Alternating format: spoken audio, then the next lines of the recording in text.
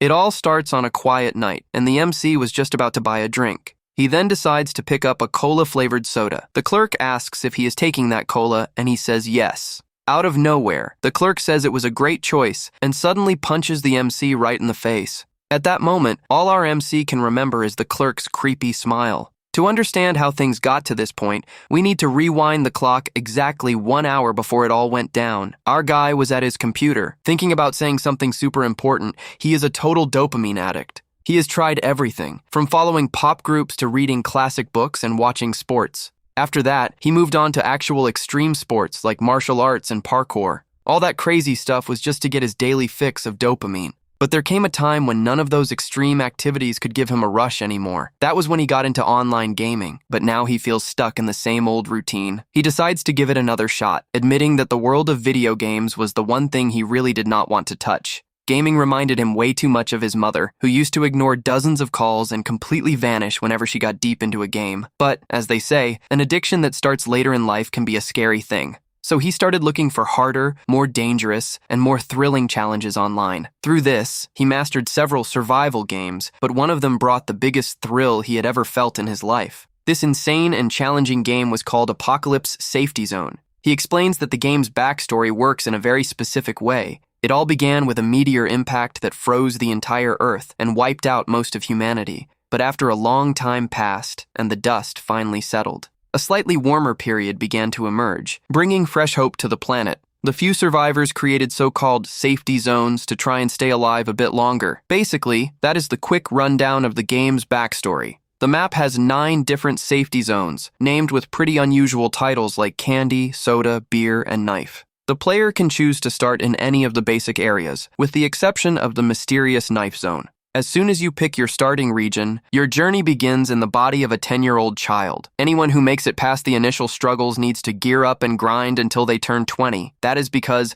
on the exact day the player turns 20 years old, the second apocalypse officially begins. This long early phase basically serves to train, level up stats, and prepare for the worst. But he knows the real fun starts later, already planning which target to take down first on his next run. Once the second phase of the apocalypse kicks off, the true test of survival begins for real. The player must fight for their life against rivals from other zones, and that is where your starting choice makes all the difference. He explains that the higher the difficulty of your starting zone, the better the stats and power your character can build up over time. To make matters worse, players from the feared knife zone are treated like complete dangerous psychopaths. If they spot any survivor from easier areas, they will attack immediately to take out the target. But it was precisely these insane details that made him love the game so much for all this time. However, even the best journeys have to come to an end at some point. He clenches his fist tightly in front of the monitor, relieved to have finally reached his ultimate goal. He managed to see the ending for absolutely every single zone in the game, including the secret knife area. Satisfied with the result, he takes off his headphones to get some rest.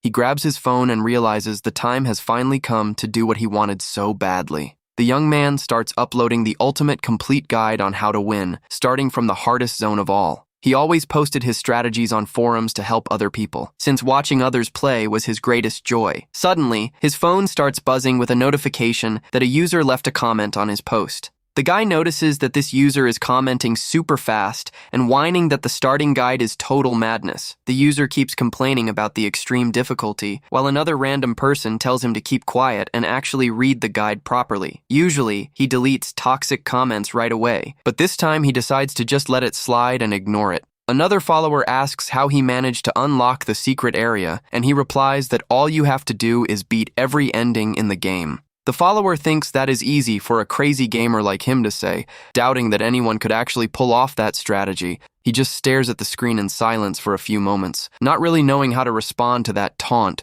Running out of patience for all the complaining, he announces that he is simply going to block that annoying follower. On the other side of the screen, the blocked user goes completely ballistic, screaming in anger at the guy's action. He reads yet another comment, complaining that starting the game at 10 years old and having to deal with assassins is way too hard. On the flip side, a different follower pops up in the comments to thank him for the awesome tips as always. After reading the messages, he feels relieved seeing that his hard work actually helps some real gamers out there. Either way, he decides to step away from the computer for a bit to unwind. He feels that after publishing this final guide, he has finally fully graduated and completed his journey in that game. Stepping out onto the street, he begins to wonder what he is going to do with his life from now on. The guy realizes his daily dopamine hit is dropping fast, and he urgently needs a new distraction. He knows he needs to find a thrilling new rush right away, but he has no idea where to look. All of a sudden, something catches his eye. He spots a brightly lit convenience store along the way and finds its presence there. Pretty strange. He then decides to step inside the store. Looking at the shelves, he notices very specific items that look just like standard survival gear from his game. He sees knives and even a teddy bear. Realizing that convenience store looks like an exact copy from the game he played, he thinks it is impossible to be an official partnership considering the game does not even have a translated version in his native language. He decides to snap some photos of the place, thinking the owner must just be a hardcore fan who decorated the shop that way. He posts the photos online to show off the spot, and one of his followers immediately asks for the exact address via message. The store clerk, with a mysterious look in his eyes, asks if he is only buying that single bottle of cola-flavored soda. He finds the clerk's attitude a bit odd, as if the man was bothered by all the photos he took. He stays silent for a second, trying to figure out the hostile vibe coming from the guy behind the counter. Suddenly, he notices the soda bottle has no barcode, while the clerk raises a weapon in the shadows. The employee attacks brutally, saying that was a fine choice to wrap up the young man's night. The clean blow sends the youth crashing straight onto the cold convenience store floor. The very next second, he snaps his eyes open in shock and realizes he is inside the body of a 10-year-old child wearing a military uniform. Beside him, another blonde kid is panicking desperately about the situation. While our guy realizes he just got a second chance to have some fun, he realizes he has entered the world of that tough game he played so much, and on top of that, ended up next to a super annoying kid. The blonde kid walks up and asks if he was also the dummy who picked the cola soda at the convenience store. The blonde keeps talking and asks if his online username happened to be Basement Hubby. He is completely stunned to realize the kid next to him is the exact same annoying follower he had blocked earlier. The blonde says everybody talks trash online these days and demands to know what his username was. He is left totally speechless, never imagining he would be transported into a game alongside someone he blocked. It would create a super awkward and tense vibe if he revealed he was the actual creator of the guide the kid hated so much.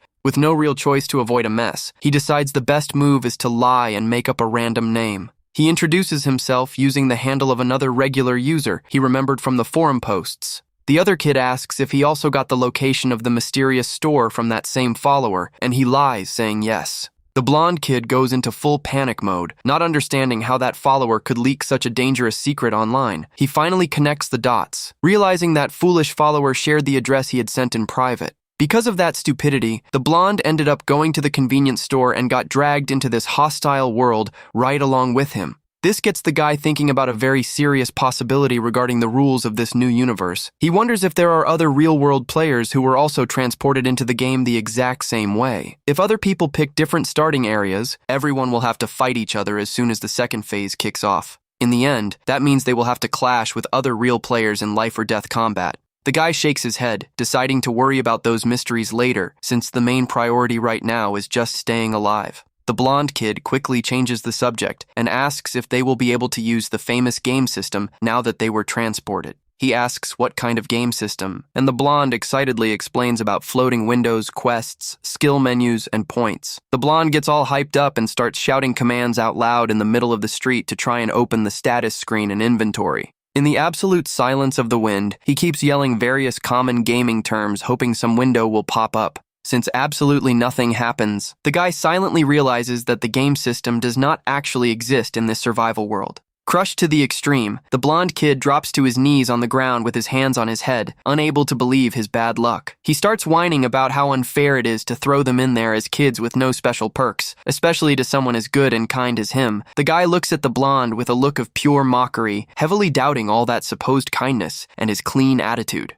The blonde kid sits leaning against the cold street wall and lets out a heavy sigh, showing massive disappointment with the whole setup. He then asks the guy what his plan is from here on out and how far he managed to push through the cola soda zone. The guy feigns surprise at the question, while secretly thinking that he had actually cleared the entire game, including all secret stages. He knows that only the legendary forum creator cleared the hidden zone, so he chooses to give a modest answer to avoid raising suspicions. He replies that he made it all the way to the feared unicorn zone, leaving the blonde kid completely jaw-dropped and stunned. The blonde says he must be lying, since only the guide creator and a tiny handful of obsessed gamers ever made it that far. Suddenly, the blonde jumps up startled, figuring the guide creator must have also been transported there after leaking the store address. The guy finds it funny that, even while claiming to hate the guide creator, the blonde kid seems to know literally everything about his online life. He remembers that the blonde was always the first to comment on his posts and starts suspecting the kid does not actually hate him deep down. He mentions he is just a huge fan of the guide creator who read every post, asking if the blonde did not also read and comment on all of them. The blonde kid gets flustered after being called out directly on his obsessive online behavior and tries to play it off awkwardly. He begins to tremble slightly, and his face turns bright red with embarrassment upon realizing his secret was exposed so easily. With a timid smile, he finally admits with his head down that he really did follow every single one of the creator's posts. He immediately starts yelling in frustration about being blocked by the author, even after faithfully liking and supporting every text. The guy watches the blonde with a faint smirk, realizing he only got hurt because he had built a strong parasocial bond with his idol. He finds it unbelievable that, out of everyone in the world, he ended up stuck in a survival game with his biggest fan. With that, the guy starts thinking the blonde is actually pretty decent, and his opinion of him goes up a bit in his mind. The blonde kid regains his composure and asks seriously what the guy is planning to do next to keep breathing. The guy flashes a confident, mysterious smile, announcing he is about to put a super bold and dangerous plan into action right now. He reveals his plan is to take the tough bastard route and get close to the most powerful and dangerous man in this whole region.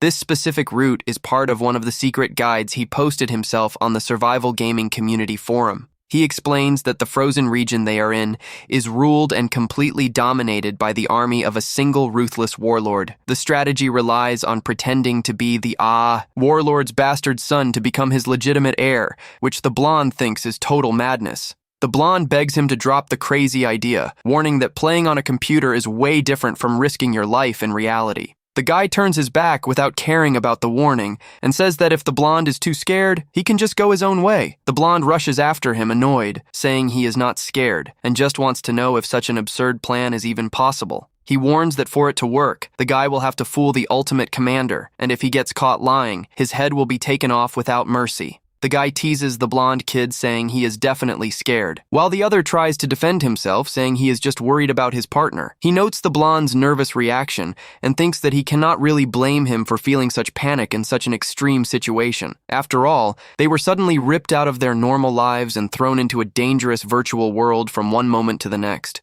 They are now just 10-year-old kids in an apocalyptic universe where any dumb mistake can mean quick and permanent death. He places his hand over his own heart and feels a very strange sensation happening inside him at that exact moment. He realizes that, amazingly, he is not feeling a single drop of fear or panic regarding the terrifying challenge ahead. On the contrary, ever since he arrived, he feels a wonderful rush of adrenaline and a unique excitement he had not felt with regular games in a long time. With a determined look, he assures the blonde that he will be the one to fool the commander and that he really does not care if he ends up passing away in the process. He even jokes about the situation, saying that if he dies in this game, maybe he will simply wake back up in his real world from before. The blonde kid's eyes widen and he goes into complete panic, hearing the guy talk about his own death with such coldness and ease. But the truth is, the guy feels a massive dopamine spike just thinking about taking that extreme risk, making the blonde view him as a lunatic. Not knowing what to do with the guy's insanity, the blonde kid starts screaming in complete silence, pulling his own hair out from anxiety. The blonde asks what he should do, since that risky commander's bastard son strategy can only be done individually. The guy realizes the real reason behind the blonde's worry was being left alone, and quickly remembers a perfect, safe spot to send his friend. The guy asks if the blonde has ever served in the military, and the kid yells back insulted that he has not, since he just turned 20 years old. Seeing his friend's childish behavior, the guy thinks silently that now it makes total sense why he acts like a spoiled kid. The guy celebrates the fact that the blonde has not enlisted yet, leaving his friend pretty confused as to why that is good news. With a friendly gaze and a subtle smile on his face, the guy starts crafting the next phase of his brilliant strategy. The two watch silently as a squad of soldiers marches in formation through the snow-covered streets of that city. The guy points toward the soldiers and tells the blonde straight up that he needs to join the local army right away. The blonde kid panics completely and yells out, not understanding why he is being sent into military service all of a sudden. The guy tries to calm him down by explaining the harsh reality that they are now just two abandoned orphans with zero resources to survive. He reminds him that the world's division into 9 safety zones exists solely to shield humanity from extraterrestrial threats. The terrible ice age that wiped out the planet began right after the impact of a giant meteor coming straight from deep space. The game lore states that monstrous, completely unknown alien creatures spread across the Earth starting from that meteor. Because of that, except for 2 regions that fled to the sky and underwater, all other zones live under constant threat. Survivors in the land zones are forced to undertake frequent military missions to hunt down and eliminate the invading monsters. The guy knows full well that if they enlist now, they will eventually be dragged into those dangerous combat missions anyway. He remembers that the game forces even 10-year-old kids to fight in those violent missions if an elimination event gets triggered, but since they have no parents, home, or anyone to look after them, being on the streets is an even more dangerous situation. He explains that enlisting is the best move, as the army provides shelter, free food, and the chance to learn how to handle firearms. The blonde kid finally agrees that immediate survival comes first, but quickly recalls another massive problem. The blonde confesses in desperation that he does not speak English and asks how he will survive and understand orders in the military. The guy remembers the game was never translated and that he had to teach himself English in the past just to make his guides. He observes the beautiful old architecture of the city under constant snow, figuring out how to solve his friend's communication issue.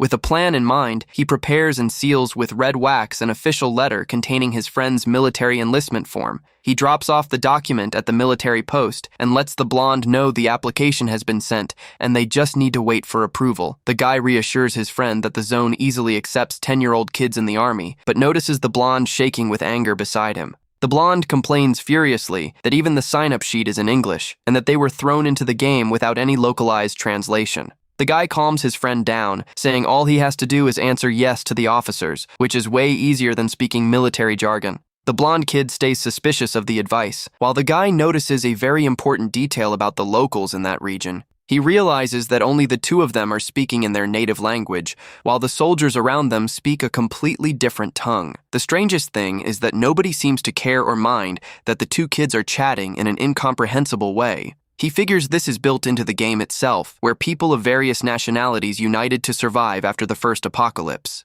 Taking advantage of this, the guy suggests writing down all secret info in their native language so the local characters cannot read it. He warns that as soon as the enlistment gets approved, the 2 will have to temporarily part ways and take completely different paths. The guy promises he will send for his friend once he gains the commander's trust and becomes his rightful heir. The blonde complains about splitting up and guesses the guy must have served in the real military, given all his tactical knowledge. He then begs the guy to enlist with him, arguing that his friend would definitely excel as a professional soldier. The guy finds that suggestion dangerously absurd and insists he needs to focus exclusively on his path to becoming the commander's son. He walks thoughtfully through the snow, quietly reflecting on the possibility of teaming up with other people in the game. He starts wondering how many other real players might have been transported to this same region without them knowing. The guy decides he urgently needs to set up a secret code of conduct in case they run into other players down the line. He tells the blonde to just memorize the instructions and head off, telling him bluntly not to be useless weight in the military. The guy decides that from here on out, he will play completely solo to focus on his own risky action plan. But before he leaves, the blonde kid yells desperately, demanding to know one last super important detail about his application form. The blonde asks with deep suspicion what fake English name the guy put on his military enlistment paper. The guy just waves from a distance, saying the blonde will find out soon enough, while an officer reads the paper with a super strange look. The officer yells out the weird name, Dear Outsider, making the blonde kid scream in pure rage and embarrassment in the middle of the camp. Hearing the screams from afar, the guy smiles, satisfied, realizing his friend's enlistment was processed with total success. With the first step done, he knows the time has finally come to focus on his own dangerous survival mission. He walks alone to the outskirts of an abandoned wooden cabin in the forest to search for the legendary grave of Luna Mun. His goal is to locate the grave of that poor deceased woman who was buried alongside the physical proof of being the rightful son. He remembers perfectly that, according to official game lore, the ruthless Commander Hayden originally came from another area. Before becoming a great soldier in the Soda Zone, Hayden almost lost his life on the battlefield, but was miraculously saved. He was rescued by a brave young female military doctor whose name was Luna Moon. After that, Hayden became a soldier and ended up falling deeply in love with her, to the point of having a child together. However, the former leader offered all his power if Hayden married his daughter, and against expectations, he accepted the deal. Hayden swore that as soon as he took over as main commander, he would bring Lunamun and his son back, asking her to wait for him. The guy remembers the story perfectly and knows the commander ended up never fulfilling that big promise. That happened because Lunaman ended up mysteriously disappearing in the middle of the frozen forest, leaving no trace behind. Suddenly, a loud noise of shattering glass echoes through the quiet night, making the guy's eyes widen in alarm. An intoxicated man walks through the snow muttering about a potential rat, while the guy quickly ducked into the shadows. He breathes a sigh of relief for not being spotted, thinking it would be a huge pain if a homeless person caught him snooping around. He recalls that in the original story, Commander Hayden always ordered his troops to search tirelessly for Lunaman and his son, with great care and silence. The guy begins pushing the heavy stone tombstone off the grave to look inside. He feels bad that the commander never found out. The woman he loved so much was already dead and buried in that cold place. Although he feels a bit uneasy messing with a grave, he knows there is no alternative if he wants to complete his route. The essential item to prove he is the commander's rightful heir is hidden in there, and he searches the spot in a hurry. Touching the dirt, he notices in shock that the soil is extremely soft, and figures out something weird just happened there. He starts suspecting another real player transported to this world was already there and messed with the grave before him. He recalls that a terrible, contagious disease plagued the slum where Lunaman lived right after separating from Hayden. While all healthy people fled in panic from that infected place, she chose to do something completely different. She chose to stay behind alone as a military doctor to treat all the sick people in that slum with care and dedication. Unfortunately, it did not take long for her to catch the disease and pass away, being buried there by the few remaining survivors. A black crow watches everything from atop a frozen roof, while the wind blows hard over the empty cemetery. The guy begins digging up the dirt with a shovel, feeling sorry that such a good woman met such a tragic end due to that outbreak. But he admits the epidemic ended up isolating the area, preventing Commander Hayden from finding her body in the past. Finishing the digging, he is surprised to see the coffin is already open, confirming his suspicions about another player were right. He looks inside the open coffin and confirms the commander's famous military dog tag is indeed missing from the skeleton. The original guide stated the player had to retrieve the dog tag from Lunaman's grave and hand it to the commander to prove lineage. That military necklace was the only object Hayden had left with her as a token of love and a guarantee he would return for her. The guy looks at the skeleton without the necklace around its neck and realizes another player was simply faster than him. He quietly regrets arriving one step late and losing the item that would make his whole journey on this tough route way easier. Instead of getting discouraged, he lets out a side smirk and thinks the game just got way more exciting and fun to play. After all, he does not need to worry, because he knows a crucial secret about the real token of love Hayden gave the doctor. He remembers he never revealed this secret in any of his online guides, but their true symbol of unity was not the military necklace. He reaches his hand toward the skeleton's chest to search for the true, most valuable item hidden within the bone structure. Snapping a piece of bone, he finds a beautiful ring crafted from a glowing fragment of the meteorite that froze the entire planet. He holds the beautiful moonstone ring, knowing he would have used the regular dog tag, but was now forced to use the secret item. He imagines that even with the grave violated, she kept that precious ring close to her chest until her final moments. He apologizes for disturbing Lunaman's eternal rest and also for planning to lie to the commander pretending to be her biological son. In exchange for the secret, he promises he will treat the commander with ultimate respect as if he were his real father. He safely stores the moonstone ring and promises to do his absolute best to stay alive amidst so many dangers.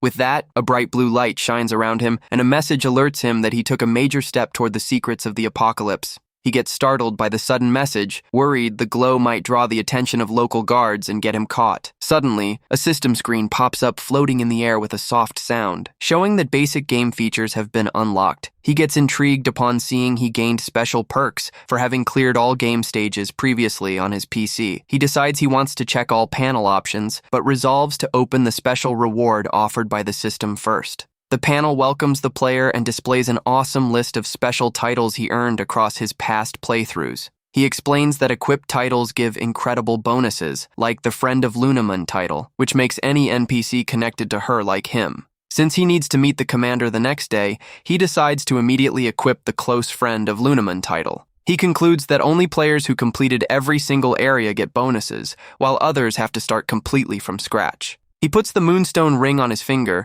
and wonders what the person who dragged them into this game is really planning. A system screen pops up out of nowhere, notifying that the special Close Friend of Lunaman bonus was successfully activated. The guy gets surprised and wonders why the bonus effect kicked in at that exact moment. He remembers this only happens when an affected character is nearby, but finds it weird since the skeleton is the only thing there. He decides to ignore that mystery for now and slams the wooden coffin shut to finish his work quickly, thinking everything should be fine since nothing dangerous happened. He starts using the shovel to cover the grave back up with dirt. Shoveling dirt, he wonders if the other player who stole the dog tag already headed straight to the commander's estate. The next day, standing before a massive, luxurious mansion, he reflects on how sad it is to have to beat other real players. He knows the rival just followed his guide perfectly, but a guard at the entrance interrupts him, asking what a kid wants there. The guy puts on a super cute, innocent face and tells the guard he has valuable info about the people the commander is looking for. The guards are shocked to hear him and comment nervously that their young master was right when he said a kid would show up.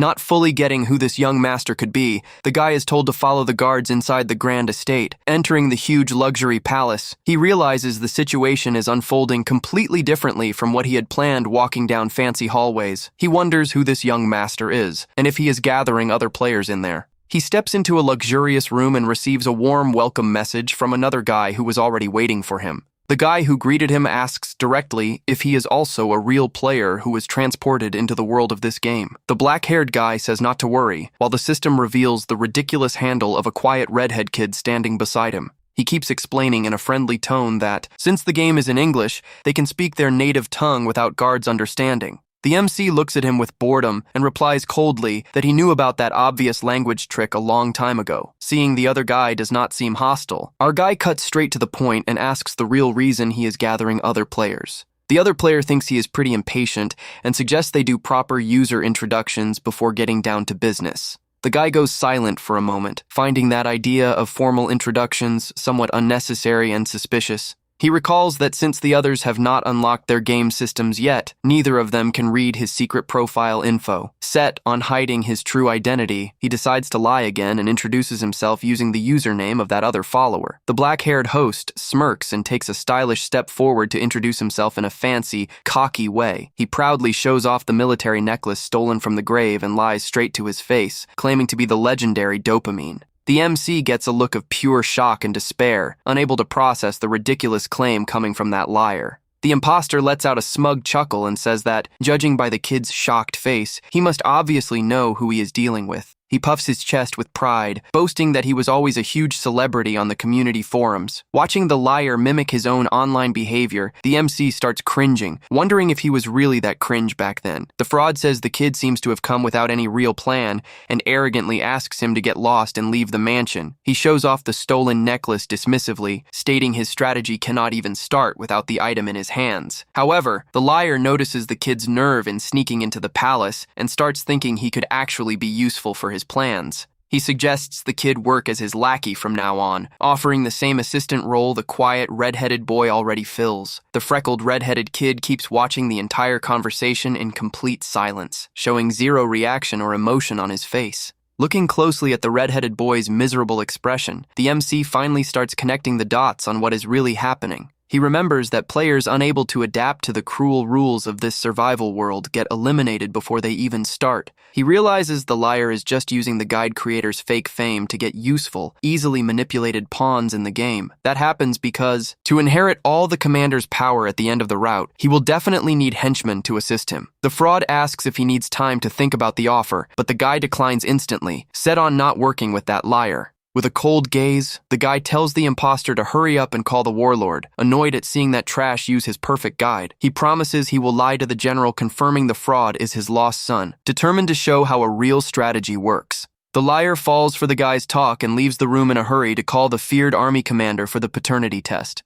As soon as the imposter leaves and shuts the room door, the guy takes the chance to finally talk privately with the other prisoner. He walks up to the quiet red-headed boy and calls out to him directly to try and get more info on his situation. He asks if the boy also tried doing the secret commander's son route and ended up forced into being a lackey for that liar. To the guy's surprise, the red-headed boy answers no, explaining he simply woke up in the same spot as the imposter from the start. The guy finds the honest, direct answer way better than expected, getting pretty curious about the red-headed boy's origins in the game. He then asks why the boy keeps following that arrogant fraud, since he could have just enlisted in the regular army. The red-headed boy shivers and dramatically confesses his biggest life trauma was having to go through mandatory military service again. Seeing his desperation, the guy gets that the redhead has a solid build, and the imposter only keeps him around to use him as a human shield. The guy asks if the red-headed boy feels angry at Dopamine for getting dragged into the game because of his link, but the redhead says he knows about that. To the guy's surprise, the red-haired boy confesses he actually prefers that things turned out this way. He clenches his fist tightly and reveals that getting to play a game alongside his idol makes his heart beat way faster. The redhead proudly shouts that he is the biggest fan and admirer of Dopamine, making the guy think this kid is also a bit crazy. He keeps praising the forum creator, saying that since they are stuck in this world, the smartest move is to follow his footsteps. He looks seriously at the guy and advises that if he wants to survive the apocalypse, he better obey everything the leader orders. The guy thinks the red-headed boy is a pretty peculiar character and decides to ask one more crucial question to confirm his loyalty for good. He asks directly if the redhead truly supports and defends the forum creator with absolute loyalty in this game. The red-headed boy replies without a second of hesitation, confirming with total certainty that he is a loyal follower of the author. The guy calmly says the boy just passed his test, leaving the redhead completely confused, not getting the meaning behind that phrase. Before the boy can ask for a detailed explanation, the door to the luxury room gets slammed open with a loud crash. The imposing Commander Hayden enters the room sternly, wanting to know who this mysterious person claiming to know him is. Right then, the system alerts that the Friend of Lunamun bonus was successfully activated and started affecting the commander directly. Another message reveals the bonus was doubled because he was wearing the Moonstone ring, leaving the guy super surprised. The military commander steps closer and stares down at the guy with a fixed look, putting him on high alert for what comes next. The general kneels down to the kid's height and emotionally comments that he looks insanely similar to the late Dr. Lunamun. The guy realizes the bonus effect is not just emotional, but that the system actually altered his physical appearance to resemble the doctor. Seeing that unexpected scene of affection between the two, the imposter starts sweating nervously, finding the room's atmosphere super weird. The fraud yells, asking if the kid was not going to prove the lineage, but the guy ignores him and politely asks the commander to inspect an object. The guy extends his open hand and displays Lunamun's moonstone ring, calmly announcing that it was a keepsake from his mother. Seeing the precious ring in the child's palm, the ruthless commander's eyes widen, completely shocked and speechless. The imposter enters total panic, seeing the old ring, not understanding why that piece of jewelry showed up in the middle of his strategy. The commander ignores the fraud's screams and menacingly questions him about why he claimed to be his real lost son. The general turns around with a furious, dark glare, demanding to know why his beloved's ring is in someone else's hands and not his. The liar panics and starts screaming that the military necklace was the real proof and that the kid unfairly stole that ring from him. The commander warns in an extremely icy and threatening tone that the fraud better shut his mouth immediately if he wants to live. He threatens the liar, saying he will have no mercy if he is tricked again, making the imposter shake with fear before him. The red-headed boy gets scared by the mess and nervously comments that the original forum strategy clearly said to use the necklace. With his plan completely ruined and exposed, the liar breaks into a cold sweat of terror as he realizes the deadly mess he got into. The red-headed boy turns suspiciously toward the guy and asks who he really is behind that innocent kid look. The imposter also screams, demanding to know the guy's true identity, to which he just answers enigmatically, asking who they think he is. At that moment, the system alerts that the imposter's action plan completely failed, leaving the fraud desperate and crushed in the room. A red alert message warns about the immediate elimination of the failed player, bringing a terrible punishment for messing up the strategy. The commander watches the imposter's body collapse unconscious onto the floor, while the guy watches it all in silence with an analytical look. The system alerts that all the fraud's items were transferred to the real Dopamine's inventory, including the military necklace. The commander orders the guards to take the passed-out kid to the medical wing, while the guy remembers items only switch owners this way. He recalls that automatic transfer only happens when a player is defeated, wondering if failing the route actually causes death. The guy reflects that dying there might mean waking up in real life, while the red-headed boy starts crying desperately for his friend. The redhead punches the wall, not getting why everything went wrong so fast, but the guy walks up calmly and tells him to relax. He calms the boy down, explaining with complete honesty that the cowardly fraud was never the real master he supported so much. He reminds him of the thank you comment the redhead made on the forum, saying he had just confessed to being his biggest fan of all. The guy flashes a friendly smile and definitively reveals to the red-headed boy that he is the true, unique, legendary creator of the guide. The redhead is shocked to discover the truth, and the guy explains that since the redhead's system is still locked, he could not read the profile. He reveals that, thanks to his special game perks, he can easily see the profile and info of everyone else there. He says out loud the redhead's forum username, leaving the red-haired boy completely speechless and spooked. The guy confidently reassures him he would never make such a rookie mistake as to fail one of his own perfect strategies. Realizing the massive mistake he made, the red-headed boy dramatically starts shouting, apologizing 1,000 times to his big idol. He admits he doubted the imposter's behavior from the start and that the real creator would never fail in such a ridiculous way. The redhead gets super hyped, confirming he is with the real author, but the guy asks him to keep it down and keep it a total secret for now. He takes a serious stance and explains that not all players they encounter down the road will be willing to cooperate peacefully. Dopamine Addict tells the red-headed boy to call him Hayden Goodman from now on, and the boy agrees instantly, knowing that is the commander's son's name. The MC promises he will help the redhead survive that area if he cooperates, making the boy excitedly promise he will give his best to assist. Dopamine Addict adds he will do this without the boy needing to join the army, making the redhead emotional, thinking his new leader is super easygoing. He reflects that although the soda zone is not that hard, a 10-year-old body has limits for exploring everything solo and needs allies against other players. The boy puts his hand in his pocket and focuses on what he needs to do, starting from that exact moment. He now has a fresh goal in mind, which is to uncover the grand secret behind the apocalypse from his past gaming experience. He already knew full well that every single game zone hides a special item crafted from a meteor. But this was the first time he saw a message about the apocalypse pop up right after managing to obtain one of those meteor items.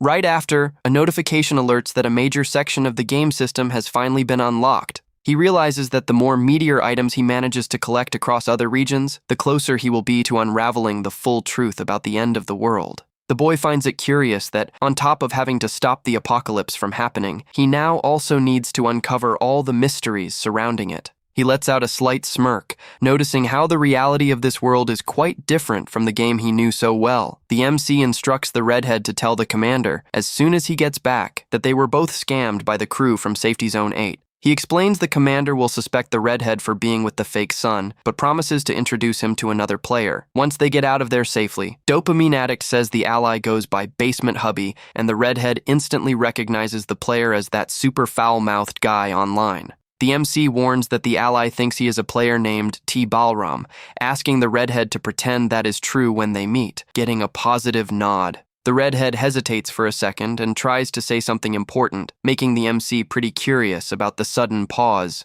The red-headed boy reveals he is almost certain the real T. Balram was also transported to this world alongside them. Dopamine Addict is shocked and asks how he knows that. And the redhead explains several veteran players vanished after he posted the convenience store location. He tells him that everyone got super curious about the post and decided to swing by the convenience store to check it out, including himself. Arriving at the store, the redhead introduced himself to a person who was there, and the guy in question revealed he was the actual player, T. Balram. The redhead saw the guy was buying a knife and commented on it, hearing back from the guy that he was going to test out the newly posted knife zone strategy. The real T. Balram gave a confident smile and commented that it was, after all, a secret game zone. The red-headed boy continues the story, saying the guy picked one of the knives off the shelf and paid at the counter normally. With that, the MC quickly concludes that the other veteran player's starting zone could only be the dangerous knife zone. The MC realizes the player dropped into the worst possible spot and hopes he does not hold a grudge. Since he had only revealed the store to basement hubby dopamine addict, asks if the redhead saw the guy get smacked on the head and transported, leaving the boy confused. Not getting the question, the MC explains the clerk hit the guy on the head with the barcode scanner, but the redhead says he was transported right as he stepped out. Shocked, dopamine addict confirms if the redhead really did not get hit at all, and the boy nods his head, saying he was not hit by anything.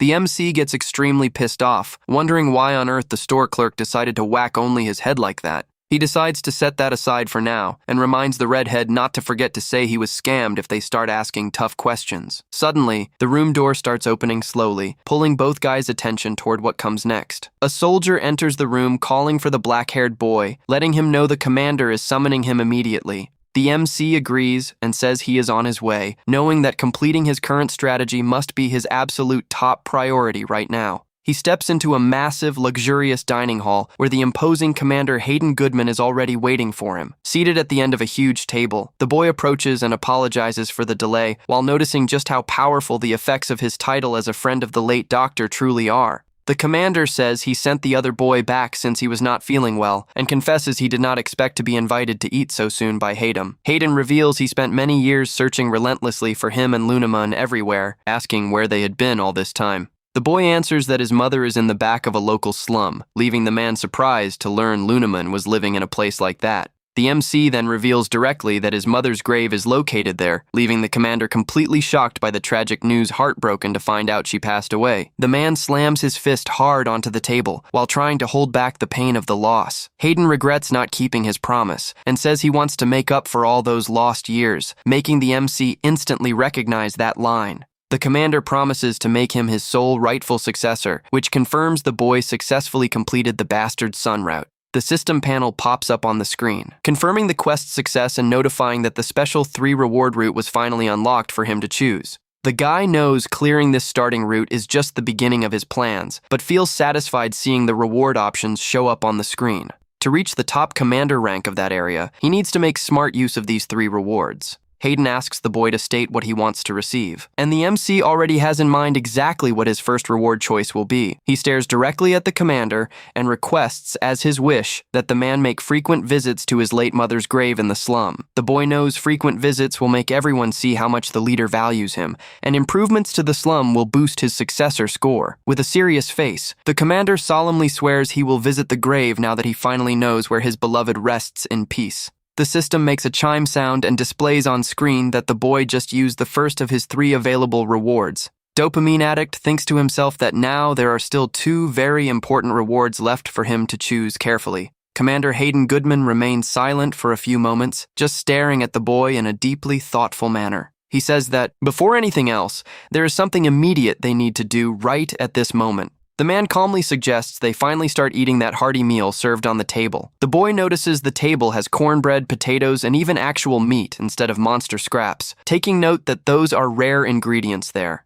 The commander apologizes for setting everything up in a rush, but Dopamine Addict says that amount is already more than enough. The MC reflects that his red-headed ally's situation should also be resolved easily, without major issues from here on out. He finally takes a bite of the bread, feeling relieved to be able to eat his food peacefully and in total quiet. However, all of a sudden, he gets a huge shock as he feels something weird happening to his own hands. The boy realizes in alarm that the food in his hands completely vanished without him even taking a single bite. At that exact moment, the commander seems to notice something bizarre happening and makes a quick hand movement. The commander points in astonishment, saying something is happening to his hand, making the boy panic, thinking he got exposed. Hayden Goodman firmly grabs the boy's hand and seriously comments he was dead sure he was not just imagining things. The man closely inspects the boy's hand and confirms, amazed that all the injuries that were there simply vanished out of nowhere. The MC himself widens his eyes, unable to believe what he is hearing, as he realizes his wound really disappeared completely. He stays super focused, trying to understand what kind of mysterious phenomenon just happened to his body. Right then, he stares intently at his own clean, unblemished hand, confirming in disbelief that the injury was indeed instantly healed.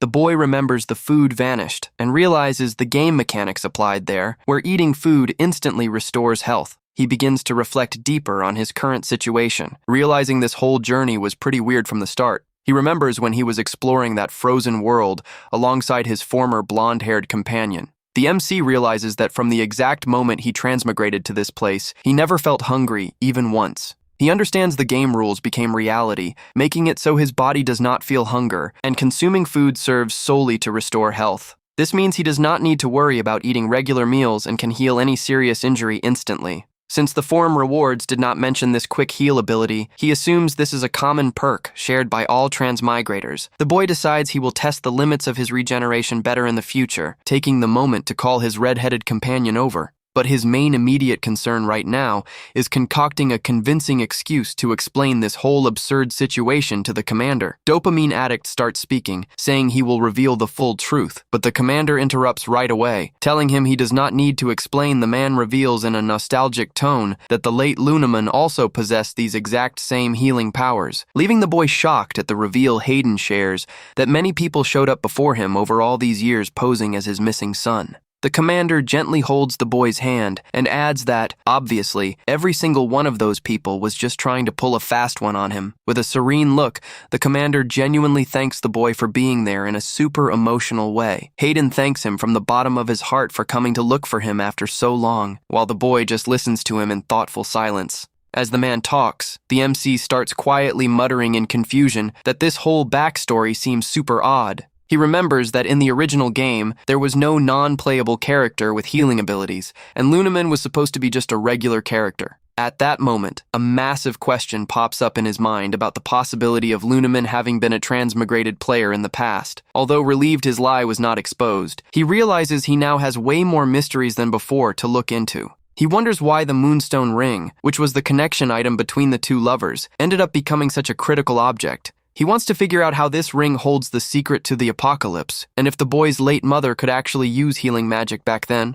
The boy feels a massive urge to ask everything directly to the commander to clear up these major questions once and for all. But he knows asking too many questions would only make the man suspicious of him, deciding to focus first on securing his heir position in that army. Turning his attention back to the dinner table, Dopamine Addict calls out to the commander with a very serious face to make a new request. The boy says he has one more thing he would like to ask for, and Commander Hayden gives a nod for him to go ahead without problem. He asks as his second reward to be able to host a communal meal with all the other kids his age once a month. The commander is intrigued by the request and wants to know the reason, hearing from the guy that there are many miners suffering from cold and hunger outside. The boy says he really wants to help them since he was lucky enough to get good food, but deep down that is just a cover story he made up. The truth is that real players are the only ones able to absorb food instantly, which will make it super easy for him to spot who is human. On top of that, if he manages to find his other two allies during the group feast, it will be way easier to keep everyone under his control. With this single move, he will win the trust of the kids who will fight by his side down the road, gaining a triple strategic advantage. But he knows full well all of this will rely exclusively on the approval of this generous request by his powerful commander.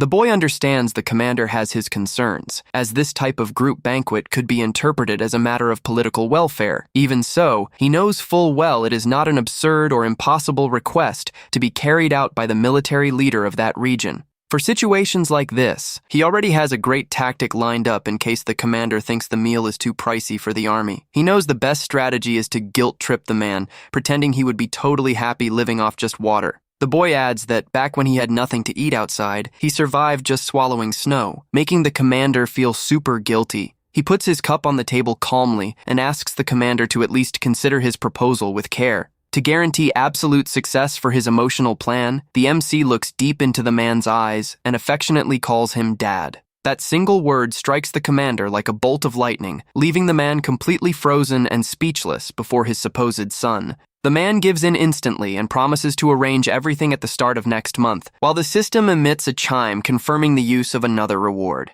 Sometime later, the scene shifts to the imposing and luxurious hallway of one of the quarters inside that massive military mansion. The commander walks the boy to his room and wishes him an excellent and peaceful night's sleep before heading out. The MC lays down on the comfy bed and wishes the commander a good night back, keeping up his flawless act. The man gives one last, super affectionate look at the guy before closing the room door and leaving him alone. Hayden reflects alone that his son must have many questions, like why he married another woman or failed to protect Lunaman. He wishes to tell the whole truth someday, but knows those are super complex revelations that are hard for a child his age to process. The commander promises himself he will share absolutely everything he knows about the past as soon as the right time finally comes in the future. He adds that when that day arrives, he also expects to hear everything the boy knows, and the youth agrees with a simple nod. The man smiles satisfied and says the matter is totally settled between them, starting from that exact moment. He was just about to leave, but suddenly stops at the door and decides to add one last important little thing before going. He says with his back turned, in a slightly shy tone, that the boy can call him dad whenever he wants from here on out, as soon as he is alone in the dark room. Dopamine addict thinks with a victorious smirk that calling him dad really worked like a charm. He admits it will take time to view him as a real father, but decides to use that edge whenever needed, since he needs him to maintain his sanctuary. Suddenly, a glowing blue screen pops up in the air, alerting that global chat was activated because another player just unlocked the system.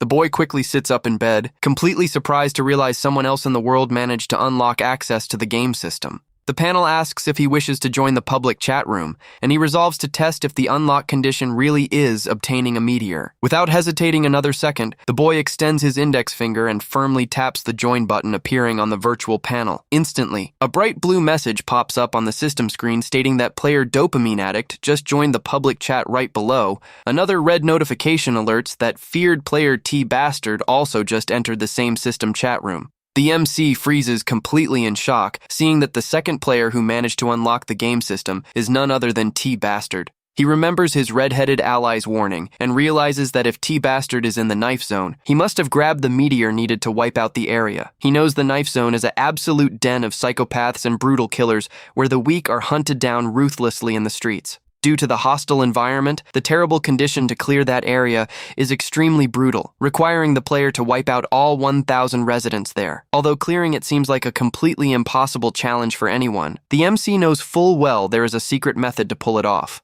The trick is to use the area's meteor dagger, which allows even a child to defeat any powerful enemy with a single clean hit. But that does not mean the challenge is easy, as he himself almost failed and was defeated countless times before managing to win in real life. He is blown away seeing T Bastard not only survived in that hellish place, but also already managed to get the item and unlock the system. A crafty, curious smirk starts forming on the boy's face upon realizing the impressive skill level of this other player. T Bastard sends a message asking if that is really Dopamine Addict there, making the boy sure that guy is no ordinary player. He wonders what he should ask first, whether the rival got the meteor like him, or what the current progress of his wipeout quest is. T Bastard asks if he is the dopamine addict he knows, and the MC replies confirming yes. While trying to keep cool to negotiate, the rival sends a threatening red message promising he will track him down and take him out, leaving the MC completely shocked by the threat. The next day, the first morning rays light up the snow-covered roofs of the large frozen city housing the military headquarters. A young soldier opens the room door, respectfully asking for young Master Hatem to wake up, as the director is summoning him urgently. But he is already wide awake. Standing by the window, watching the movement outside while mentally gearing up for the new day, he turns to the soldier seriously and asks directly where exactly he needs to head to find the facility's director. He remembers spending the whole previous night trying to cool down T Bastard's rage, explaining they are in the same boat and that he wants to help. Knowing the rival is skilled, he gave a handy tip about eating to heal wounds, and heard back from T Bastard that the info was actually solid. Still, the rival doubled down on the death threat if he survived, showing he held a way bigger and deeper grudge than he imagined. The boy understands that since the rival is living through a total bloodbath, he needs a strong objective like killing him to endure it all. Because of that, he even sent supportive messages revealing he is in the soda zone and asking the rival to survive so he can come after him. The MC walks through the headquarters yard and reflects on not receiving any reply from T Bastard. Since that last chat, he assumes the rival must be super busy with his own problems, but gets interrupted by a man welcoming him. The man introduces himself as Director Mursal Pendleton and dismissively mentions that just yesterday he met another kid pretending to be the real Hatem. Dopamine Addict recognizes that man as the commander's trusted advisor and replies snarkily, which pisses off Murso due to his attitude. He knows Murso is super sharp and suspicious, being the type of character he always used to poison in the game to make quests easier. The director sternly warns that even if he really is the commander's actual son, he better start showing a bit more manners around there. Murso says coldly that the commander's official wife is Lady Daphne, and that the boy is nothing more than a bastard son with zero rights in there. Seeing that taunt, the MC notes the director's attitude is identical to the game's, but decides he will not eliminate him this time around. He remembers Murso is an orphan and former child soldier who, despite his unstable temper, earned everyone's respect through sheer competence. Deep down, even a cold man like the director harbored the secret wish in his heart to have a normal, loving family to call his own. His single biggest dream in life was simply building a happy, structured home for future generations yet to come. And it was right during one of his tough moments in the past that a gentle, mysterious woman appeared out of nowhere before him, offering help. That woman was none other than Daphne Goodman, the former commander's daughter, who reached out handing him a handkerchief to clean his wounds. That small, genuine act of kindness deeply touched the young soldier's heart in a way he could never forget. At first, he tried convincing himself his heart beat faster solely because of the prestige of that young lady's influential family. He believed his pure feelings were just huge foolishness, and that dreaming of anything with her would be a complete waste of time. Since he lacked the nerve to admit his love for the Supreme Leader's daughter, the guy decided to bury himself completely in his daily work duties. He did everything to hide his real feelings and focus solely on protecting the home where his beloved lived safely every day. However, everything changed drastically. One fine day when a mysterious man named Hayden showed up completely unexpectedly in their lives, Hayden ended up marrying Lady Daphne, and due to that official union, ended up inheriting the prestigious role of Supreme Commander of the region. But after becoming the right-hand man to the new commander Hayden, the director ended up discovering a sad, harsh reality that left him shaken. He discovered that whole official union was nothing more than a cold, simple marriage of pure political convenience between both sides. That tragic reveal filled Merceau's heart with bottled-up rage, as he could not accept seeing the woman he loved trapped in a fake setup like that. The director then resolved to take drastic action and confronted the commander in private in an extremely direct, blunt way. He said he would never butt in if she were truly happy, but accused Hayden of holding zero real love for Lady Daphne. He admitted he respected Hayden's competence as leader, but passionately demanded their fake marriage be annulled for good. Hayden thanked him coldly for the professional compliment, but commented with confusion on the nature of that personal demand from his subordinate. He asked why a brilliant military talent like Merceau was demanding a divorce for Daphne instead of trying to vie for the prestigious leader position. Hayden asked the director to listen closely and openly admitted that, in fact, he and Daphne never truly loved each other during the union. The commander revealed sadly that he is merely waiting patiently for the day he can reunite with his true beloved family. He explained that as soon as he finds his rightful son and hands over the rank to him, Daphne will also be completely free from that forced commitment. Merceau was pretty shocked hearing that, and the commander decided to take the moment to ask a crucial question to his advisor. At that moment of past reveals, the young MC decides to jump into the conversation boldly to test the director's feelings. The boy asks face-to-face if Merceau genuinely loves Lady Daphne Goodman, leaving the experienced director totally flustered by the question. Stuttering nervously, the man averts his gaze and wonders where that exact same intimate question the commander asked him back then came from. The boy says that even as just a bastard son, he can understand very well the feelings and deep desires the director hides. He adds, very convincingly pretending he spent his whole life wishing for a real home, hitting Merceau's weakest spot. Dopamine Addict's true master plan behind all that emotional theater is turning the skilled director into his most loyal ally. He pauses thoughtfully for a second, wondering if he did not lay on the drama a bit too thick, trying to seem overly understanding toward the man. But the tactic works like a charm, making the director bow in regret and offer sincere apologies for his previous rudeness toward him. Right after, the guy's attention is caught by a light signal on his screen, alerting that a player named Shin joined the public room. Other notifications pop up rapidly, showing several new players like Dentist, Druggie, and others also just joined the chat. Dopamine Addict is super surprised to see so many veteran players managing to gain access to the chat system at the exact same time. Then comes the notification that Home Protector joined and sent a direct message to the MC, demanding to know where on earth they are trapped. The boy lets out a subtle, ironic smile seeing the real culprit behind all that chaos, and the target of T-Bastard's deadly hatred finally showed up there. Home Protector sends a new message asking amazed if the great Dopamine Addict was also possessed and thrown into that bizarre world.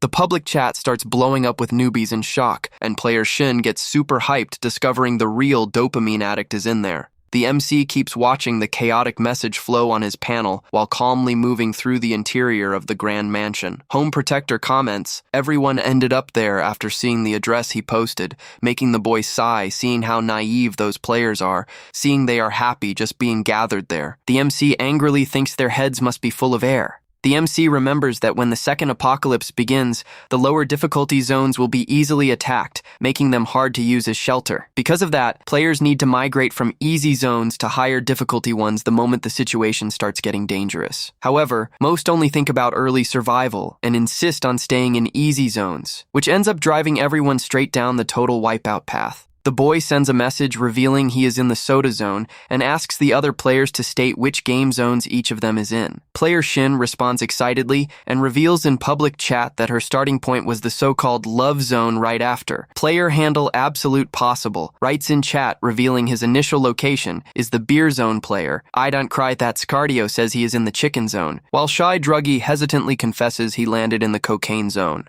While the group laughs at Druggy for thinking cocaine was flour, Dopamine Addict reveals T Bastard's area is the dangerous knife zone, shocking everyone. Home Protector reveals he started in the cigarette zone, making the MC laugh, confirming his foolish friend landed in a super easy area. The boy flashes a smile and thinks to himself that his former ally cannot die there under any circumstances, as there is someone he needs to see again in the future. The MC enjoys the conversation and their snarky attitude, while Home Protector asks where Player Handle Dentist transmigrated to. At that moment, Player Dentist sends a pretty skeptical message asking if all of them actually believe this absurd transmigration story. Dentist keeps acting super suspicious, questioning why Player T-Bastard does not speak for himself to prove the story. The man asks how he could trust them to reveal his own starting area, making the MC view his attitude as unnecessarily hostile. Shin claps back saying, Dopamine Addict cleared every zone and that dentist should not waste the chance to trade tips, asking if he is just a newbie.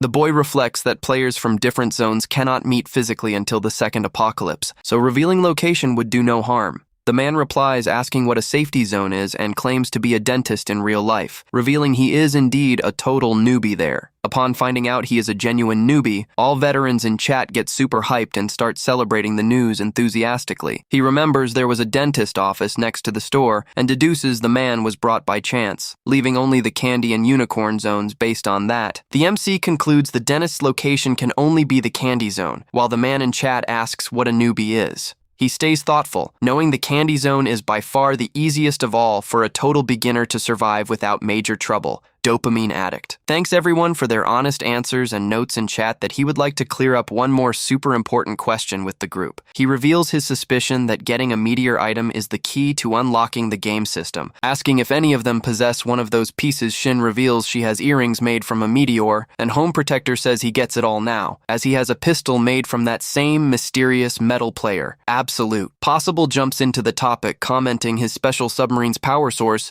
is also generated by a sacred meteor. Ident Krythit's cardio says he has a meteor dumbbell, and Dentist remembers his area's captain made him touch a super similar strange rock. Young Druggy gets pretty surprised and asks in chat if system unlock is really tied to those mysterious meteors. Druggy disheartenedly confesses he holds no special object that can be counted as an item, leaving the MC surprised. The guy notices that while some players have physical items on them, others merely needed to touch or make contact with them. He concludes, physical contact alone is enough to open the system, taking the chance to ask if any of them have run into other players there yet. The players share their mixed experiences, and Absolute Possible sadly reveals there were others in his area, but now he is the only one left. He notes that despite several survivors existing in the chicken and love zones, only one person from each zone managed to unlock the system. Given that curious fact, he suspects there must be some other mandatory requirement besides physical contact to unlock the system. He decides he will quietly look into why the unicorn zone is the only one that has not had its system panel activated yet.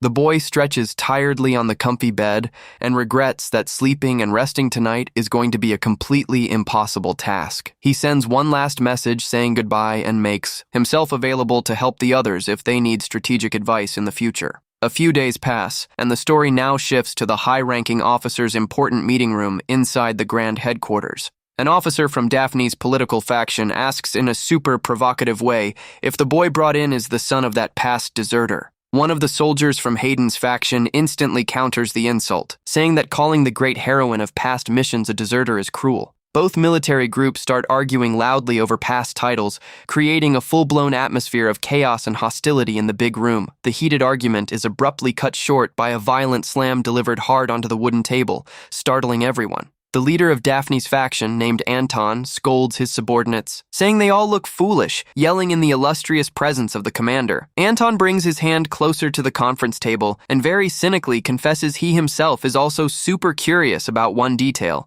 The old leader asks if Commander Hayden himself actually considers that late woman from his past to be a petty, cowardly military deserter. He caps off his malicious taunt, demanding the supreme leader officially define her either as a deserter or as a great heroine. The commander locks eyes with the man coldly and dismissively asks if his beloved son could not answer that controversial question in his place. Hayden gives a signal and announces he is going to officially introduce the boy to all of them right as the room's grand doors swing open. The moment the young MC steps through the door, the system alerts on screen that the powerful effect of the Friend of Lunamun title was successfully activated. The commander points to the boy in the sharp suit and proudly presents him as his rightful son, while the title acts on the minds present. The boy takes note of the furious glares from pro-Daphne soldiers and reflects that although he expected hostility from them, he did not think it would be this intense, walking back with firm steps. The MC thinks to himself that the whole political setup in there is truly impressive. He respects Hayden's bold move in introducing him right in the executive meeting room,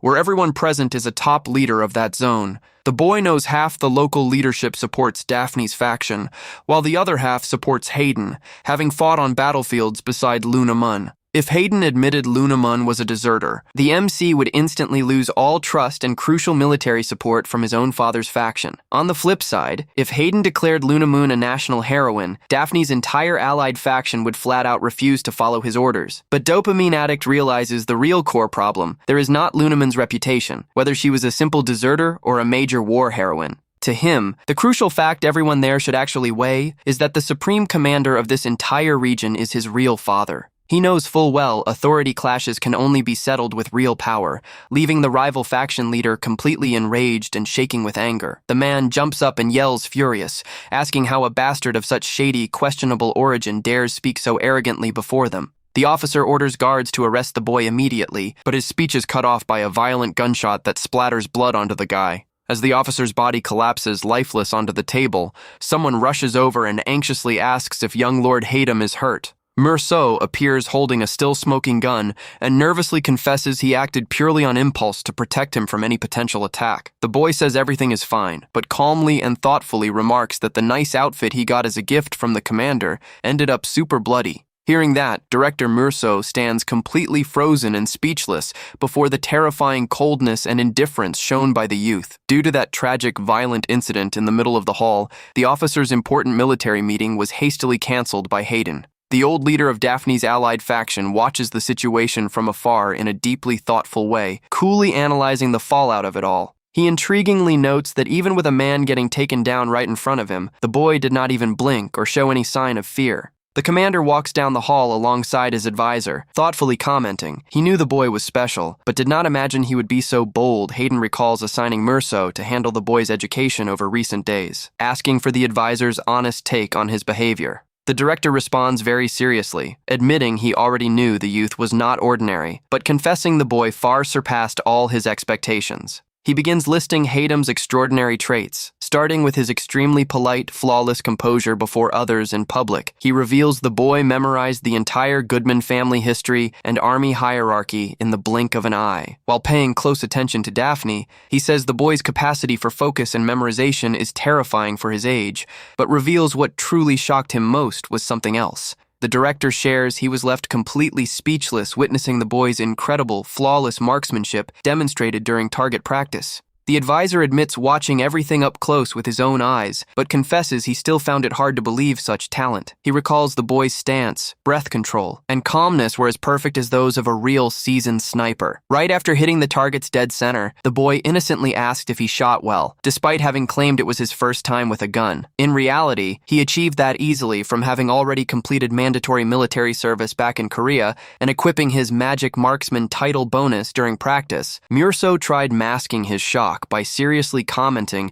that anyone with a solid physical base could hit the target. But he now confesses to the commander that the boy's unbelievable accuracy could only be described as a pure natural gift of talent. Mursolt recalls that safety in this snowy zone relies entirely on shot precision. Since the monsters here are extremely tough and ferocious, he explains those terrifying alien creatures invading the border simply do not drop unless hit with surgical accuracy. Because of that, the advisor states with conviction that young Lord Hatem's presence will be of vital importance for future combat missions. But right after, the director startles himself, realizing he just suggested sending the commander's own son straight to the front line. Hayden Goodman listens to the whole report attentively and responds very seriously with a simple, short nod regarding the presented facts. He walks silently with a thoughtful gaze, muttering that the boy's impressive talent is exactly what he expected from him deep down. The commander stares at the horizon and fondly thinks the boy's personality and skills are identical and closely resemble Lunamun's.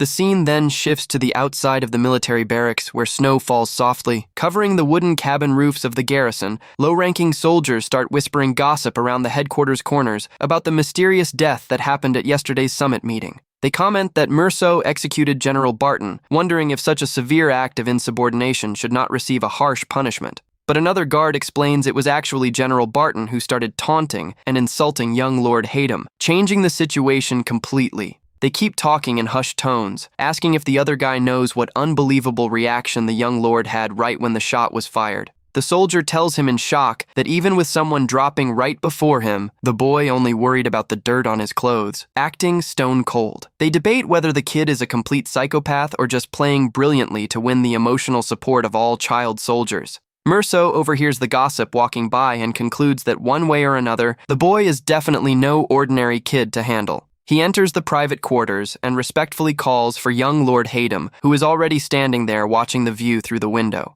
The boy turns around with an awkward smile, commenting that hearing rumors like that makes him sound like a heartless psychopath. The director quips back playfully, saying the rumor is not entirely wrong, since the boy was the only one to stay cool amidst the gunfire. Murso takes a few serious steps forward, deciding to use the private moment to ask a super important question to the guy with a super focused, serious look. The director asks if the boy planned or knew he would shoot that officer to protect him in the hall. The MC flashes an enigmatic smile before the window, asking back if the director did not do all that on purpose during the meeting. Murso tries to keep his poker face, but internally gets a huge shock from the massive sharpness shown by the boy. Feigning total ignorance, the director adjusts his glasses and replies confused, saying he has no idea what he is talking about. The boy lets out a calm smile and begins explaining the logic behind his theory in a very direct, simple way for the man. He says, Commander Hayden definitely wanted to eliminate once and for all anyone who dared insult Lunamun's memory. However, occupying the rank of general commander of that military area, he could never openly take a side before everyone. Yet, the exact moment his supposed bastard son finally showed up before him, the power balance tipped to his side.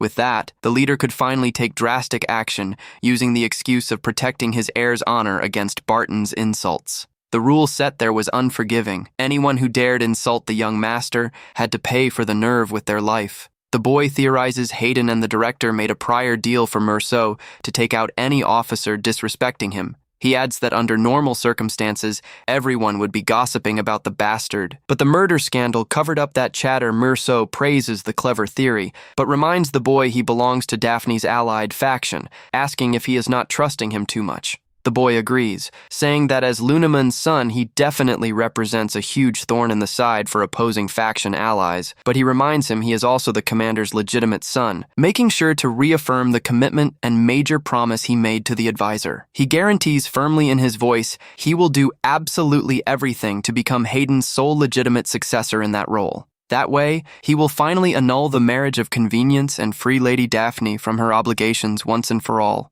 The boy looks firmly at Murso, stating with conviction that what he truly values and trusts is the advisor's sincere devotion toward Lady Daphne.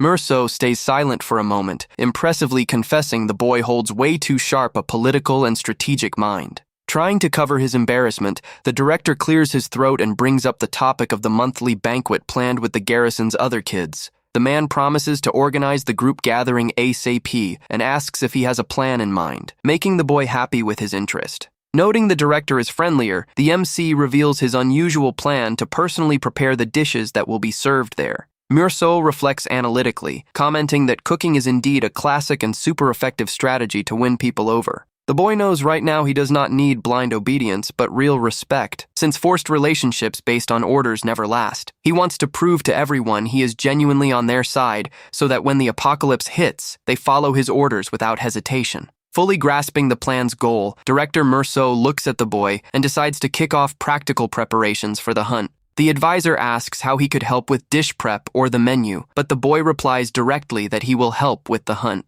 Murso's eyes widen as he lets out a startled sigh, unable to comprehend that absurd answer given by the young lord. The MC just keeps his confident look and calm face, finding great amusement in the immediate shock shown by him. He repeats in a firm, decisive tone that the first thing they need to do starting now is launch the hunt in the snow. Shortly after, the two appear walking through the frozen forest, while the director mutters quietly that this makes zero sense. He complains, saying it is total madness for the boy to step out of the fortress safety zone carrying just a single basic weapon for defense. Murso yells, trying to get his attention, but the boy calmly asks for peace, saying it is just a simple routine hunt. The advisor warns it is serious because the boy risks getting badly hurt, making the youth wonder if the man actually cares about him. But Murso confesses in panic his real worry is Commander Hayden mercilessly taking his life if the boy returns with a single scratch. Ignoring the man's panic, Dopamine Addict calmly asks him to think logically about the real meaning of that banquet. He asks if a meal does not show way more sincerity when the host himself handles hunting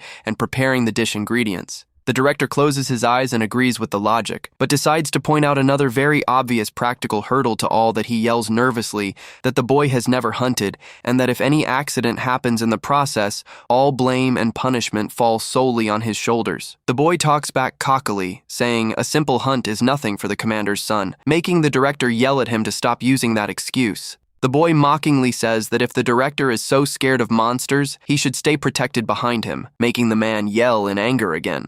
The MC knows hunting solo would be way more practical, but reveals the real reason he brought that chatty pain along is something else. He needs an official, influential witness to prove to the whole army in the future that he is indeed perfectly capable of hunting monsters solo. Suddenly, he spots a cute rabbit with deer antlers in the snow and decides that cute creature is the ideal size to start practice. But he draws a dagger and alerts that the rabbit is not his target, leaving Director Murso confused, not getting which beast the boy plans to hunt. To Murso's absolute shock, the boy slides the dagger's sharp blade and makes a deep cut on his own hand, letting blood drip onto the snow. He tells the director to shut it so as not to spook prey, while the man panics seeing blood dripping and staining the whole forest path. Shortly after, catching the strong scent of fresh blood in the freezing forest air, the boy mutters with a focused look that the creature is approaching. At that instant, a monster's massive, terrifying paw steps hard onto the soft forest snow, revealing the arrival of major danger. Director Murso widens his eyes in terror, seeing a giant, menacing hog hippo come charging out from between the trees toward them.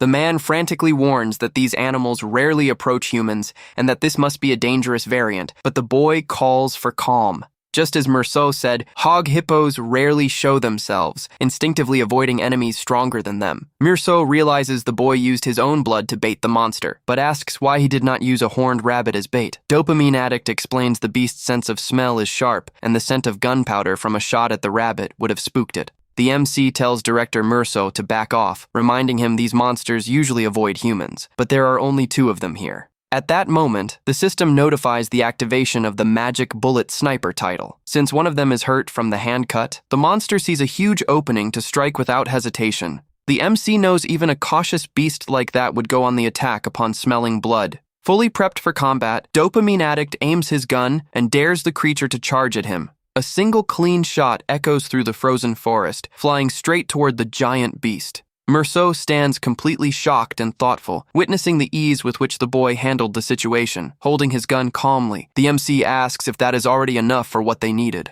Time passes and the scene shifts to the commander's imposing, luxurious residence under a clear sky. Some young recruits appear gathered, watching something with glowing eyes full of hype. A hearty table stacked with grilled pork is served to guests who accepted the feast invitation. Wearing an apron, the MC welcomes them with a big smile, telling them to dig in, as there is plenty of pork. Guests sit outdoors and happily start eating, chatting in a relaxed way. Basement Hubby complains annoyed because the others do not even look at them, since unlike them, locals can actually taste food. Dopamine Addict calls out Basement Hubby for leaving the meat rare, saying he is still the same as ever. Suddenly, Taejong Taesabeyonce pops up out of nowhere, bowing and greeting the elders loudly, startling Basement Hubby. The red-headed boy introduces himself as Taejong Taesabeyonce and asks if he can call Basement Hubby Big Bro. Annoyed, Basement Hubby asks how he dares call him that and questions why T-Bastard did not make him enlist in the army. Dopamine Addict explains Taejong already completed mandatory military service and asks if he even knows how to handle a gun now.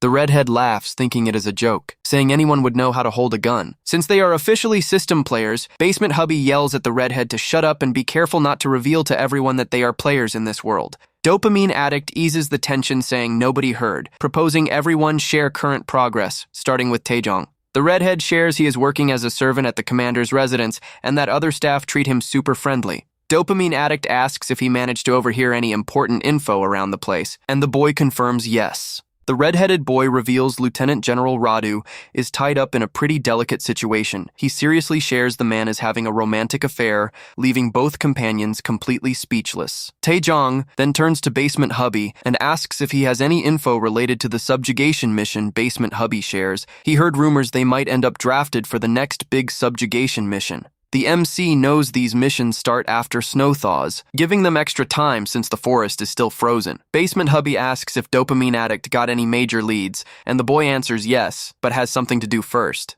He holds out the necklace with the ring and asks both to touch the object, making his companions ask if it is just a regular ring. Seeing nothing happens after their touch, the MC mutters. Everything went exactly as he expected. The MC reflects that the game system usually unlocks when a player touches a specific item. From his friend's reaction, he concludes only a single person in each starting zone can unlock this system. Desperate over the reveal, Basement Hubby yells out, asking what will happen to people like him who possess nothing. The MC tries to cool him down, explaining the only unlocked features are character view, inventory, and chat. He adds that the only truly useful and important tool there is the public chat feature. The boy's eyes widen, noticing there are currently 8 active people in the system's public chat room. This confirms for him that other players are actively surviving across different zones in this world. Basement Hubby stays thoughtful for a second with that new info, deciding to ask one more question to the group. He asks where player Dopamine Addict might have ended up, making the MC himself wonder why they are looking for him. He pretends not to know,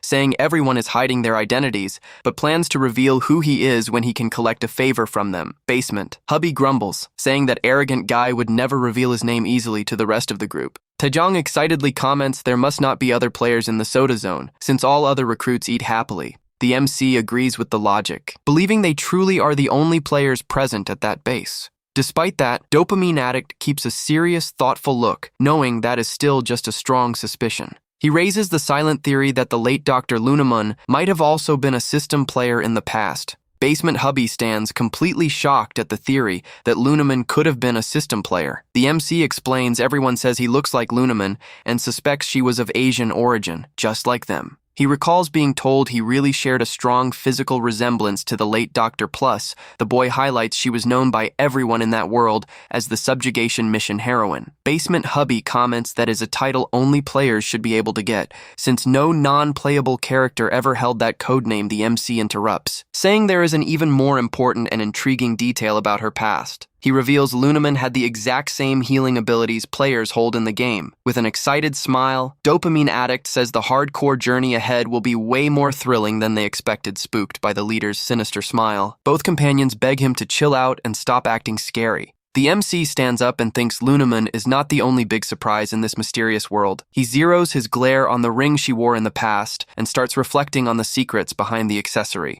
In the original game, that ring was just a basic item, but here it activates the Close Friend of Lunamun title bonus. He noticed that whenever he was near Commander Hayden, the ring emitted a soft warmth that did not exist in the game. However, all it took was the man stepping out of the room for the ring to go ice cold instantly, as if sad. The MC remembers the special title linked to Lunamun is something that directly sways non-playable characters there. This makes him question if the object could be carrying the dormant consciousness of the late Doctor herself. He wonders who that person making him feel such deep, unexplainable nostalgia really is. He decides he needs answers, and silently asks for the mystery to be revealed once and for all. Later, gathered in the room, Basement Hubby says that if this world is different from the original game as he claims. He worries, thinking all survival guides they knew might have become useless. But Dopamine Addict reassures him the guides still work, and players who fail to follow them will end up dying. Basement Hubby asks if only Lunaman had her settings tweaked, and the MC thinks that would be way too strange.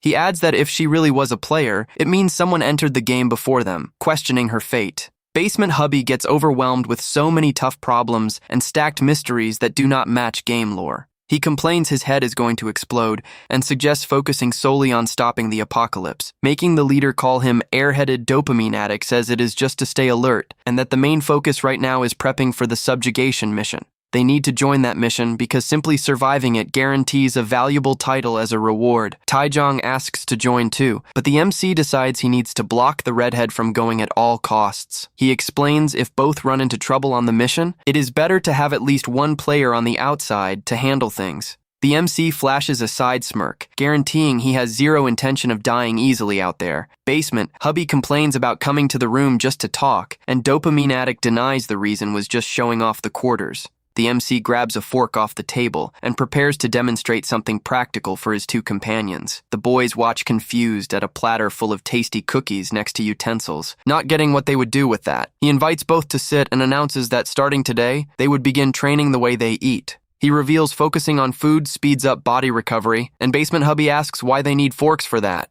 Basement Hubby's eyes widen upon noticing the sudden, intimidating vibe the MC takes on before him. The leader coldly explains they need real wounds on their bodies to accurately measure healing speed. Both shake in terror at the leader's insane behavior, labeling the boy a complete psychopath in their thoughts. Ignoring their panic, Dopamine Addict calmly bites a cookie to demonstrate how the process should go. Right after, a soft blue magic aura wraps around his hand, instantly boosting his skin regeneration. The boy reiterates they should leverage time before the mission to max out basic regeneration skill. He points the fork with a dark glare and orders his friend to stab him to kick off the game, leaving Basement Hubby in full panic. Basement Hubby declines the crazy training, claiming he already fully mastered recovery. Surprising the MC with the statement, the blonde extends his hand toward the cookies and says his recovery method works a bit differently. To everyone's surprise, he manages to absorb food energy through touch without needing to put it in his mouth. Taejong gets extremely impressed with his friend's trick and excitedly asks how he discovered such an awesome technique. He reveals he had a super weak body in the old world and spent more time hooked up to IVs in hospitals than eating. He shares he simply imagined the same feeling of receiving nutrients from the IV straight into his vein, and it worked out proud. He states this makes him way more efficient, as he can recover from broken bones just by touching food. The MC watches the demo attentively and genuinely praises the usefulness of that peculiar ally technique. He proposes that if everyone gets hurt, the leader can heal first and then use food to heal the rest of the crew. Even proud of his technique, Basement Hubby feels a terrible bad vibe about where that crazy training is heading. Ignoring complaints, the leader officially decrees the blonde will be the group's official healer from here on out. Night falls over the military base, and the starry sky shines brightly through the big glass window of the boys' room. The MC watches the remaining cookies and wraps up satisfied that they made good progress that day. He admits he did not know his ally was so talented and starts planning what kind of strict training to lay on Taejong. While thinking, the system notifies the arrival of several friend requests from unknown players on the boy's screen.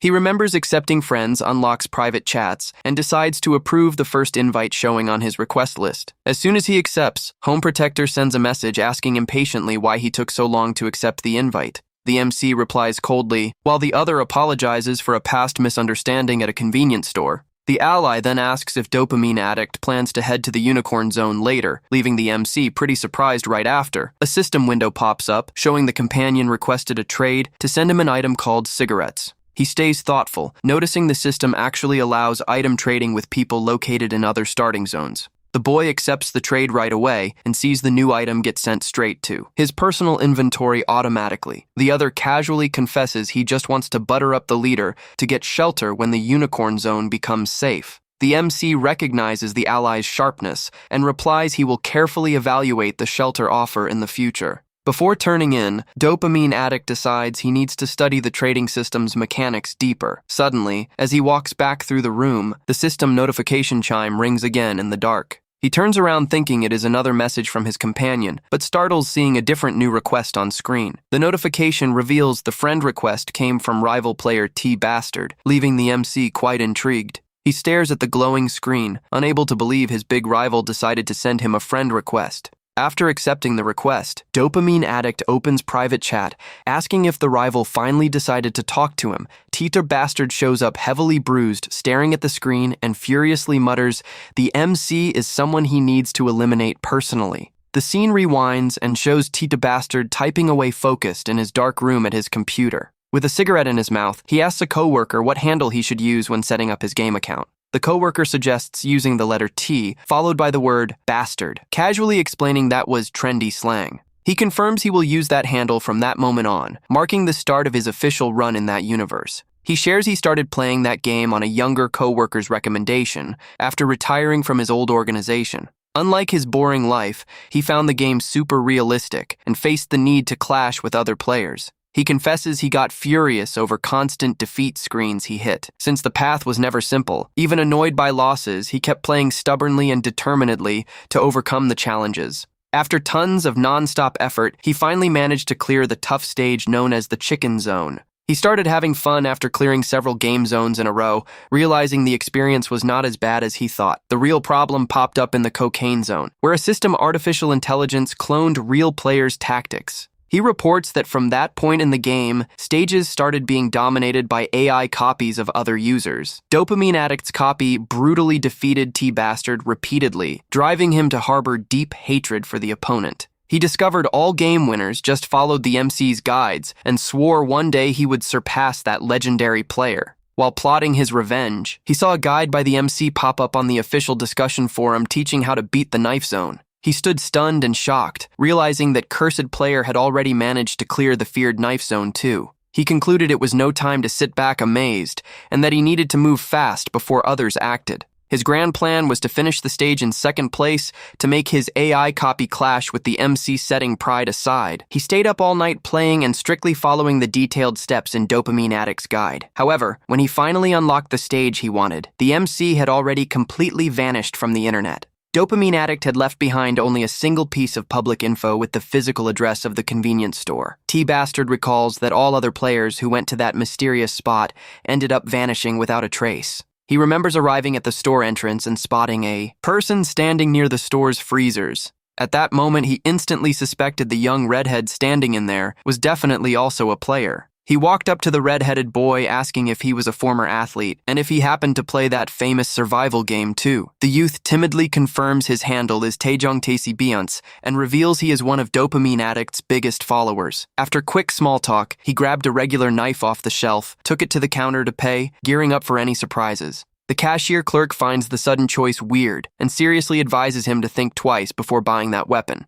T Bastard asks to ring up the purchase anyway, but the clerk surprisingly reveals the item is free for being the first customer. He leaves thinking the clerk is crazy, but starts questioning where all the missing people ended up alone in the empty store. The clerk takes on a creepy face and dismissively whispers, "The guy who just left is a total idiot." Right at the store exit, T Bastard abruptly halts his steps upon noticing an anomaly around him. He lets out a scream of total shock upon noticing his own body started glowing brightly in an intense blue light. He reports that weird, mysterious, glowing abduction was his last conscious memory in the real world. Snapping his eyes open again, he faced the terrifying reality of transmigrating into the body of a 10-year-old child. He woke up in the dangerous knife zone, surrounded by cruel, insane killers who saw him purely as helpless, tasty prey. In the middle of all that violent torture, he remembered essential strategies outlined in the guide the MC had posted. Following the survival guide steps, he managed to scheme a plan and finally steal the powerful meteor knife. However, the deep, severe wounds he suffered during his desperate escape were way too serious and concerning. He could not find any regular food to regenerate, since local cannibals survived solely eating human flesh. He sent a message to Dopamine Addict saying he was going to die because he refused to commit cannibalism, even knowing it was a game. He wondered what the MC would do in his place, but got frustrated noticing the rival did not even care to reply. Feeling his end was near in that pathetic spot, he gets startled by the chime of a new system notification. Dopamine addict sent 15 cookies for free via trade, teasing his rival, saying he felt pity for him, almost dying so early. T-Bastard clapped back, saying not even the MC would be able to eliminate all cannibals before the second apocalypse started.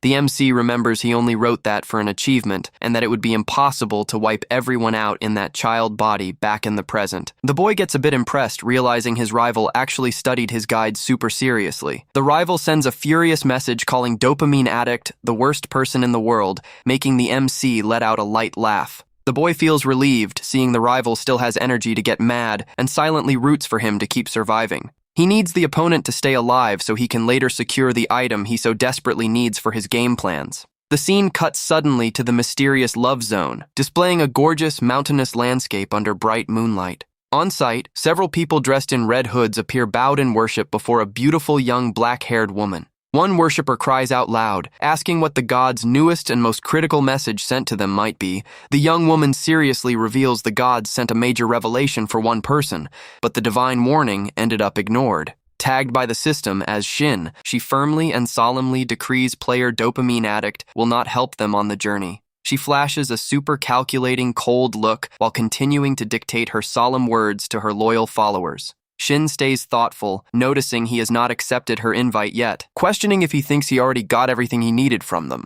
She lets out a side smirk and whispers that the same goes for them regarding everything they plan to get from him down the line. She knows if the MC were in the unicorn zone, they would stand zero chance, but celebrates the fact that he is in the soda zone. With a sharp glare, she highlights that as the love zone, the perfect spot where she can freely use her special skills. She reveals she was a fake shaman in the real world, but holds the perfect gift for bending the minds and hearts of people around her. Since the love zone requires affection to be cleared, she used the meteor item to fake divine messages and win over local players. She comforts scared believers, telling them not to worry. Since they still have her to hear the god's sacred words, she orders followers to spread the rumor that a divine messenger will descend in 10 years to punish all who do not believe. Shin caps off the warning, saying dangers will be even greater, specifically for those carrying meteor items. She preaches that gods test their favorites and that everyone calling them crazy today will bow down when the apocalypse hits. Displaying a sadistic face, she states everyone will bow at her feet and that Dopamine Addict's life will be far from easy in the game. Back in the soda zone, Dopamine Addict shows up during the day and launches another drill for his two loyal companions.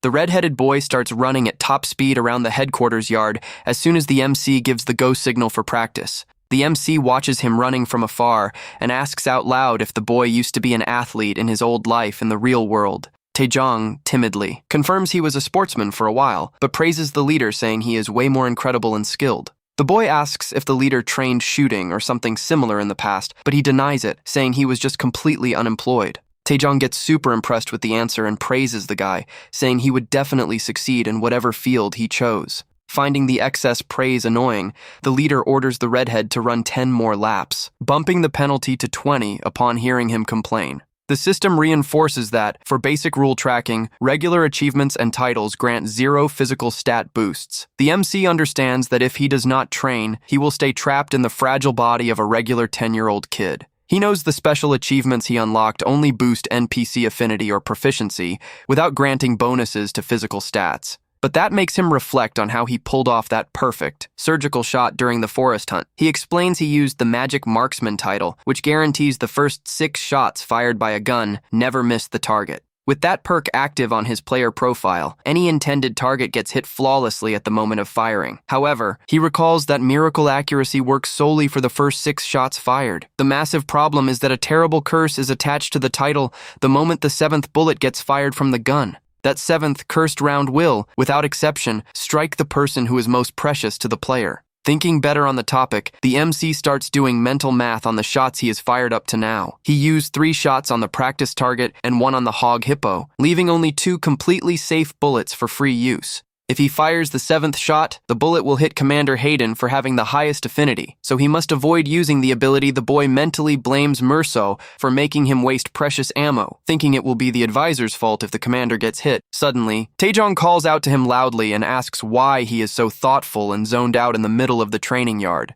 The MC plays it off, saying he was listening to everything, but the redhead notices instantly he is lying super blatantly. The red-headed boy repeats the suggestion to tweak training to focus on interval workouts, showing his competitive athlete spirit. He comments he would also like to fix his diet, but knows getting that done here at headquarters would be a super tough task. Suddenly, the young redhead remembers something major and excitedly calls the leader's attention to share his idea. He recalls there is an alternative and way faster method to restore body vigor besides exhausting workouts. Later, Director Merceau adjusts his glasses in the library and surprisingly questions why the boy is asking for combat rations. The MC explains with a calm smile that since they are suspended from duties, they have no other activities to do. The boy knows foods like jerky and canned goods give way better regeneration bonuses than the cookies they were eating before. He argues combat rations are ideal for being portable and nutritious, asking for leftovers even if expired. Since he noticed rocks cannot be absorbed via touch, he wants to test if spoiled food has any practical effect on him.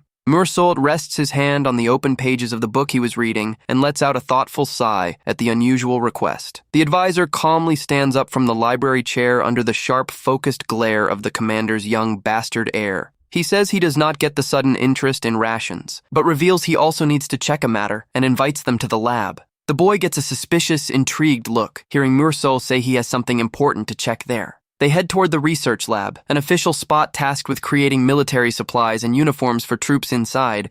The advisor presents that base's official combat ration, consisting of dried monster meat, and willingly offers it for the youth to bite and taste. The MC closely inspects the pieces and thinks to himself that ration looks way bulkier and heavier than he imagined. Without much hesitation, the boy brings the piece of jerky to his mouth and starts chewing slowly to gauge the food's texture. He takes on a dead serious face, realizing the food tastes horribly like old, unwashed military boots. Merceau finds the exact description weird and asks if he ate boots before, making the boy deny it and say it was just a joke. Suddenly, the lab door swings open with a loud creak, and someone exclaims, surprised, noticing the young lord's distinguished presence. The lab's chief researcher pops up holding several papers and shakily asks if the lord really came to check rations. The man happily celebrates seeing someone value food, recalling post-apocalyptic scarcity was terrible in the past. The elderly man dramatically complains about slow food research, and Merceau explains older survivors are like that. The MC squats to help the man pick up his papers dropped on the floor and firmly agrees with his train of thought. With a gentle smile, the boy says he also dreams of decent meals and guarantees he will back research so nobody goes hungry again. The scientist gets extremely emotional discovering the supposed nobility behind the feast. The youth prepped for the other recruits. He asks for lighter, more compact combat rations so his friends do not go hungry on the subjugation mission, asking if it is possible. The elderly man says they have great freeze-drying tech, but reveals nobody had ever requested ration upgrades before. He bites a piece of jerky with a focused look and confidently asks the young lord to simply place his faith in him. The boy watches the scene with a super satisfied look, happy to have secured ideal backing to make the perfect combat ration. The scene focuses on the outer yard of the major military development center, while the conversation between the two inside wraps up. During the walkback, Director Merceau catches the MC off guard, questioning his real motive behind that. The advisor asks if he was secretly evaluating the physical health of recruits through the two boys he invited to his room. The boy concludes in thought that Commander Hayden pretended not to care, but indeed placed Merceau as a sharp guard over him. He realizes he underestimated the intellect of people around him, having previously thought everyone there besides the commander and his wife were fools. Merceau admits to himself that 10-year-old kid will definitely become his superior in the distant future. The MC keeps a locked-in look, aware every step he takes is being closely watched by people there. The advisor quips saying the boy is already locking in his contacts, making the MC play dumb and act confused by the statement. On the way out, a lab guard temporarily stops them and firmly announces both will need to go through a routine inspection. The officer explains everyone leaving the lab passes through there to prevent top-secret research items from getting stolen. Next, the guard approaches the MC and politely informs he will need to perform a quick physical pat-down on him. Focusing his glare on the guard handling the pat-down, the boy notices a tired, super-drained face on the young guy before him. He recalls the young guard is none other than Lieutenant General Barton's son, who passed away tragically days ago. Merceau sincerely mourns the loss of the guy's father, who timidly thanks him and clears them to move on after finishing the pat-down. The MC remembers he was the one who shot the young man's father days ago, and to ease his mind, starts reflecting on facts he weighs that, despite the late father abandoning the boy right at birth, the guy still cried and suffered heavily over losing him. Walking down the street, Murso relievedly comments things went super smooth, sparking the MC's instant curiosity. The advisor reveals he had orders to eliminate the guy if he held a grudge, leaving the boy shocked, seeing how the army operates. He notes that since the general incident, all officers act stone cold and pretend not to know him when crossing paths.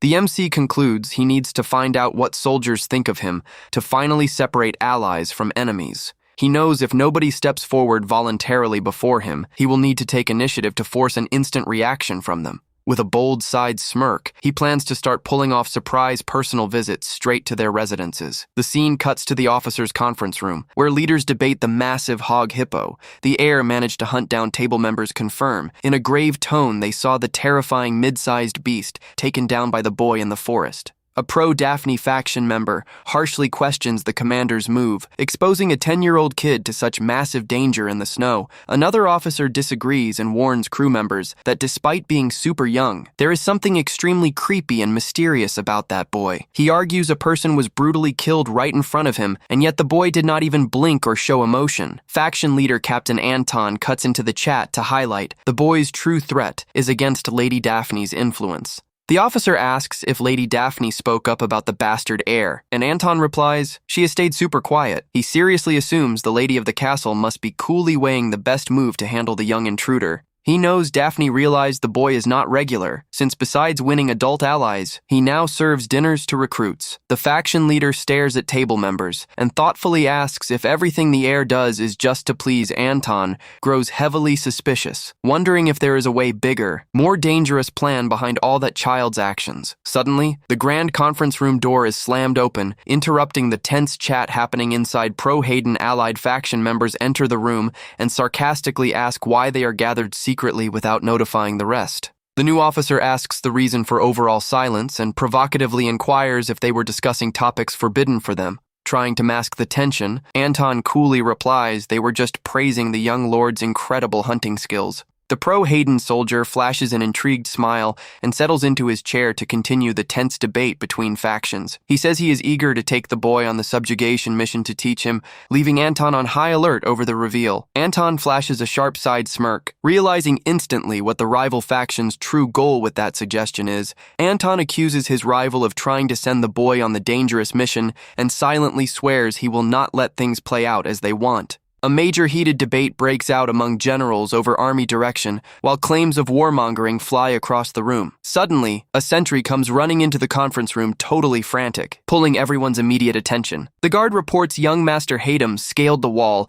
and invaded Lady Daphne's high-security residence, leaving everyone in full shock. The MC remembers planning the act, thinking calling both factions separately to talk would be way too much work. The solution he found was simple and brilliant. Just mess with the single person nobody would dare bother in that ice castle. Both factions were completely enraged and panicking, seeing the boy's insane nerve in approaching Lady Daphne. He did not even intend to actually break in, just climbed the wall to greet a maid and spook her to spark instant chaos. Since his meeting requests with Lady Daphne had all been rejected, he used the break-in as an excuse, and now walks through the mansion. The boy moves forward under the spooked gaze of local maids, silently celebrating his chaos plan working out. At that moment, a gorgeous women's shoe decorated with a blue gem steps onto the top of the grand marble staircase. Lady Daphne gracefully glides down the stairs and coldly asks if the bastard heir has some urgent business with her. The MC gets a massive shock, seeing her status tag show she is a player from another version, and that her role is Mursal's wife. He freezes in sheer terror, unable to believe that feared lady he considered a non-playable character is actually a real player. What scares him most is the name of her route being Hayden's sad ending, a mysterious path he had never heard of in his playthroughs. The MC notices she does not seem surprised and suspects she cannot view his info due to playing an old game version. Lady Daphne asks why he is staring at her like that, making the boy apologize immediately for his behavior. He excuses himself, saying he inherited that staring habit from his birth mother, Lunaman, leaving the lady visibly shaken. He apologizes for the break-in and says he needs to deliver one last message from his mother, proposing they talk in private mansion. Maids grow furious at the boy's nerve and immediately order him to leave without delay, to the maid's surprise. Lady Daphne orders everyone to leave and let her speak privately with the young man in her hall. After the staff leaves, the two are left completely alone in the giant, luxurious room of the presidential mansion.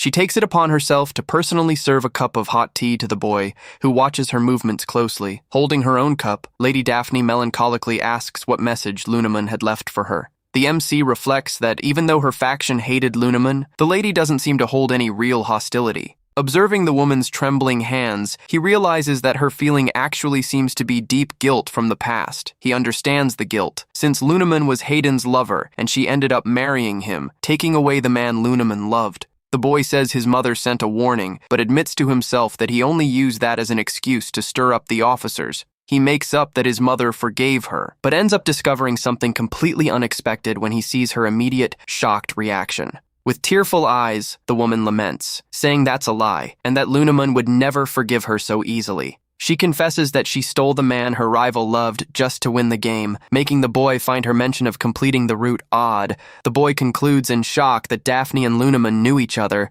and that both were active players of different versions of that system. Wanting more details, the MC says his mother asked him to deliver a warning in case the lady didn't believe his words. He bluffs cleverly, stating that Lunaman predicted she would end up revealing the whole truth about their past right there. At that moment, Lady Daphne turns red with embarrassment upon remembering that her ridiculous player nickname is Murso's wife. Completely embarrassed by her profile codename, she begs for secrecy and promises she will spill all the details about herself. Looking down at her steaming cup of tea, the elegant lady shyly confesses that she isn't quite sure where to start her story. She reveals that she and Lunaman don't belong to this world and that, one day, both suddenly transmigrated inside a game. She says the story is hard to believe, while the boy pretends to sip his tea, thinking that he obviously believes her revelation. The MC focuses his thoughts on figuring out which released edition of that game franchise she had come from in the past. He ponders that the franchise has a long history, starting with pixelated graphics and evolving into console and PC versions. He knows that the version he played on his personal computer was the most recent release for the entire series. He speculates that if she came from an earlier version, it means there could be other players from different generations lost here. The boy asks which game she was playing when it all happened,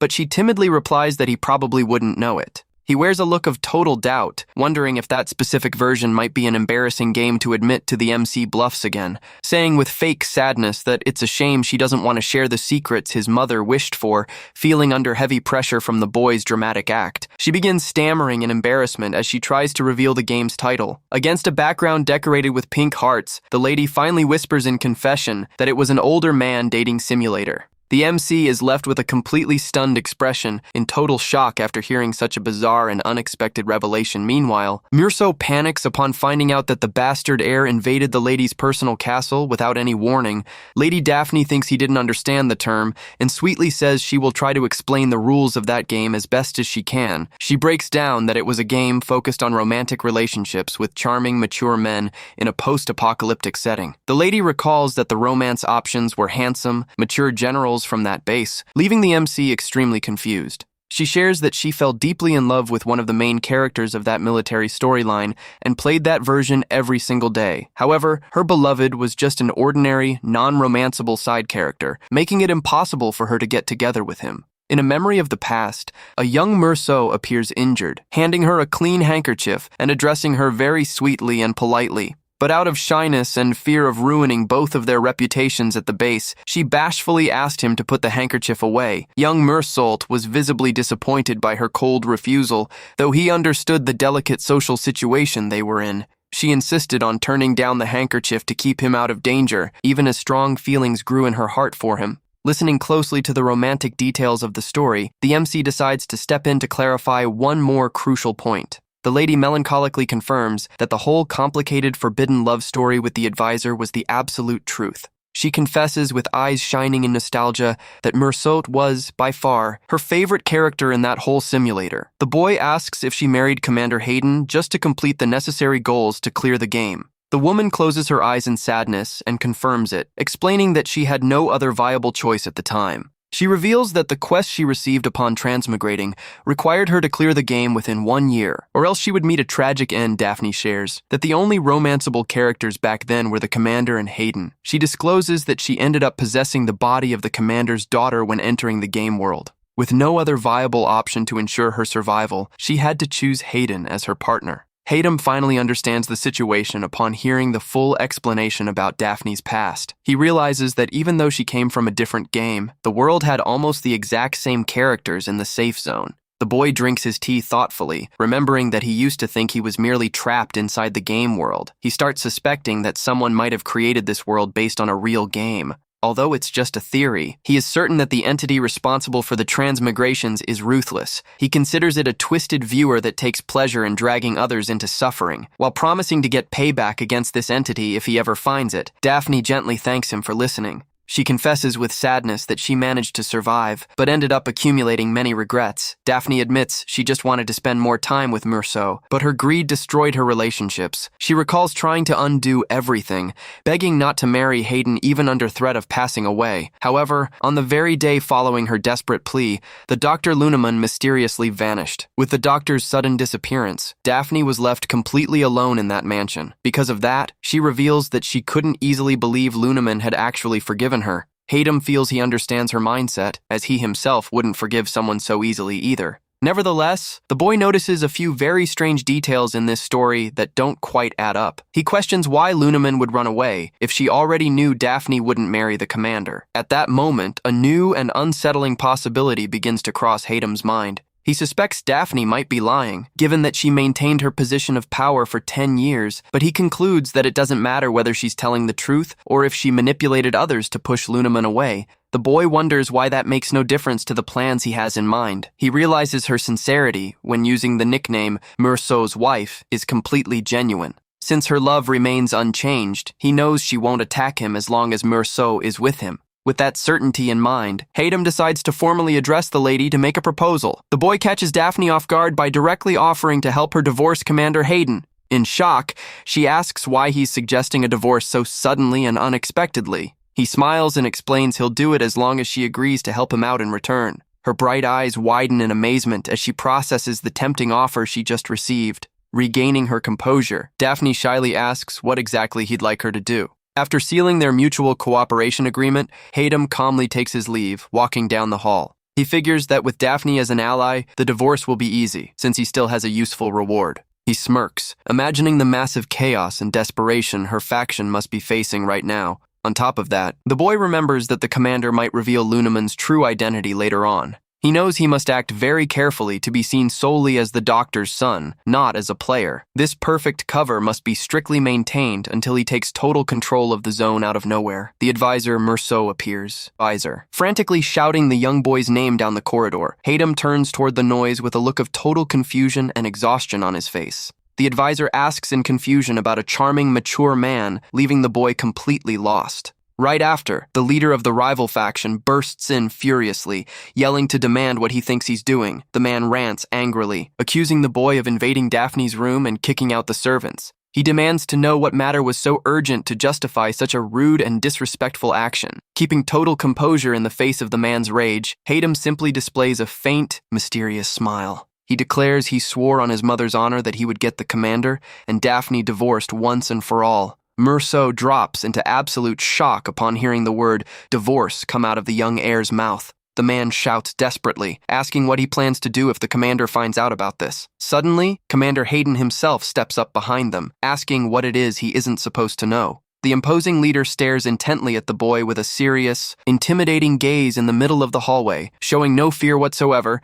Hayden calmly replies that he merely had a quick chat with Daphne. He tries to reassure them, saying he caused no trouble and that Daphne even forgave him for the sudden visit. Commander Hayden remarks that it seems he thinks everything is fine just because he got Daphne's forgiveness. The commander extends his hand and firmly states that everything in this military zone requires his authorization. He clenches his fist tightly and warns that any action taken without his immediate approval becomes a major problem. Beside them, the advisor Merceau follows the tense conversation with a very worried expression. Hayden listens to the warning attentively and quickly starts calculating the real meaning behind those words. He concludes in his head that asking for permission beforehand might cause trouble, so he bows and asks to be excused. He calls the commander father very politely, making him pause for a brief moment before walking away. The commander briefly and directly agrees, granting permission for the boy to return to his room. The day draws to a close as the golden twilight illuminates the snow-covered houses of the base. Merceau says he was terrified and warns that the boy was very lucky since the leader deeply respects his wife. The MC suddenly remembers a detail about Daphne and calls Merceau's attention in the hallway. With a subtle smile on his face, he straightforwardly reveals that the lady said she wants to file for divorce. The advisor goes into total shock upon hearing that, while the boy adds that he promised to help her. The boy continues walking casually and says there's one more major revelation to share. He naturally mentions that Daphne is already looking for an ideal partner for her next marriage. Merceau turns thoughtful, remembering she asked for his help, and concludes he should do his absolute best to support her. The MC knows the two are secretly in love but are far too foolish to admit it to each other. He thinks playing matchmaker will be smooth sailing but is cut short when the advisor calls him back. Merceau gets flustered and asks what he needs to do to be considered an ideal candidate by her, seeing the advisor's bashful reaction. The MC simply sighs inwardly at the man's naivety. He tells the man to treat him exceptionally well and hide his obvious reactions better if he wants any real shot. Thanks to his quick actions, rumors of the boy causing an uproar in the ladies' room quickly faded away. The melting snow on the mountains serves as a sign that the major subjugation quest is about to begin with combat right around the corner. The entire base shifts into high gear with military preparations. The MC also intended to join the fight and was about to start gearing up for the expedition. However, he is caught off guard and completely shocked by what he hears from the commander. Sitting at his office desk, Hayden firmly repeats that he is strictly forbidden from taking part in the hunt. The boy gets extremely annoyed, realizing that this unexpected ban will ruin his plans. He was planning to take Taejong out hunting before the major military quest to train him properly. The commander warns that ravenous monsters are roaming free and says it's far too dangerous for him out there. Concerned, the boy tries to negotiate, asking how he can prepare for the upcoming combat expedition. The leader informs him that his enrollment at the military academy is coming up, stating he'll only fight after graduation. The boy nearly panics, remembering that basic training at that academy takes 6 long years. He attempts to protest the sudden decision, but the commander cuts him off, instantly switching topics. Hayden mentions that Daphne brought up how the two of them spoke at length regarding Dr. Luneman. The man then asks if he also heard rumors that Luneman was actually a player in the system. The boy calmly confirms the info, realizing the leader himself already knew the whole truth. Hayden wistfully recalls how the doctor used to tell various absurd, nonsensical stories. The leader regretfully confesses that that was precisely why he couldn't bring himself to believe her easily. With deep sorrow in his voice, he laments not paying closer attention before losing her forever. The MC listens to the commander's venting in total silence, feeling the heavy weight of the man's remorse. The leader promises to finally explain the real reason he chose to marry Daphne instead of her. He reveals in shock that Luneman herself insisted on the marriage before running off while pregnant with his child. She left behind only a single farewell letter, begging him to take the position and get married. He says he had many doubts, but is now immensely grateful to have found Luneman's heir. Although he allows him to cause minor trouble, the commander rigidly reiterates the ban on fighting. With that, the boy learns it wasn't Daphne who drove the doctor away, though he still doesn't get her motives. The pressing issue is that the second apocalypse will hit in 10 years, and he can't afford to waste time studying. He'd like to warn the commander about the end of the world, but knows he'd instantly be treated like a lunatic. He fears revealing the truth might destroy the commander's affection, causing Merceau to turn against him in a nightmare scenario. The boy desperately tries to think of a safe way to warn about the tragedy without exposing his identity. When Hayden tells him he may be excused if he's done talking, Hayden quickly asks him to hold on a moment. He reminds the commander of a prior chat about coming clean with each other if secrets ever came to light. The boy asks if he isn't curious why he wasn't shocked by Luneman's secret. He takes a deep breath and lies, dropping a bombshell that he is actually a regressor from the future. Hayden is dumbfounded, thinking his beloved was a player, and now his own son is a regressor. Despite knowing it's a story tough to swallow, the boy holds his gaze with total seriousness. He knows full well that the commander loves his son so much,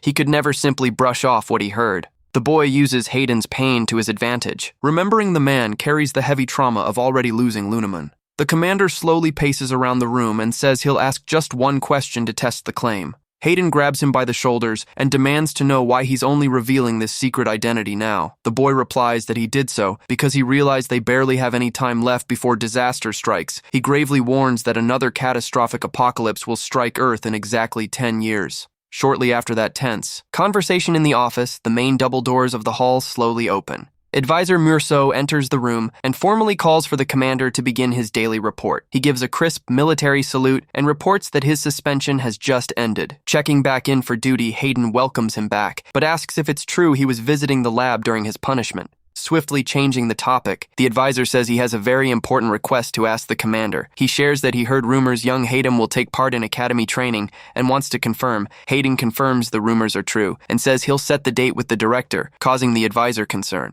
Mursolt explains that despite the boy's off-the-charts talent, he's still just a young child. He fears that against seasoned cadets, the boy could get seriously hurt if he lets his guard down for a second. He also warns that the other executives at the military base are far from happy with that sudden decision. Hayden looks at him calmly and reminds him that the two of them have known each other for a long time at this base. The leader states that after facing countless enemies over the years, he's learned to trust his gut. He explains to the advisor that military intuition can mean the difference between saving or taking many lives. He internally confesses that he also found the story hard to digest when he first heard it. In Hayden's memory, the boy appears firmly asserting that another end of the world is coming in 10 years. He recalls being completely stunned upon hearing the shocking revelation of a second apocalypse. The boy then said with conviction that he knew full well how tough that bizarre truth was to accept. He continued the dramatic performance, claiming memories of that destruction remained carved in his mind. The kid shared that he woke up back in his 10-year-old body right after meeting an inevitable end in the future. He swore he'd stop the apocalypse no matter what, and his fake deadpan demeanor convinced the commander to add logic to the lie. The boy asked if he never found it weird how overly mature he was. He explained that predicting the exact future would be tricky, since things had already begun shifting since his regression. Because of that, instead of making shaky predictions, he promised to deliver physical, undeniable proof. He surprised him by requesting authorization to directly take on the Academy's special combat simulation.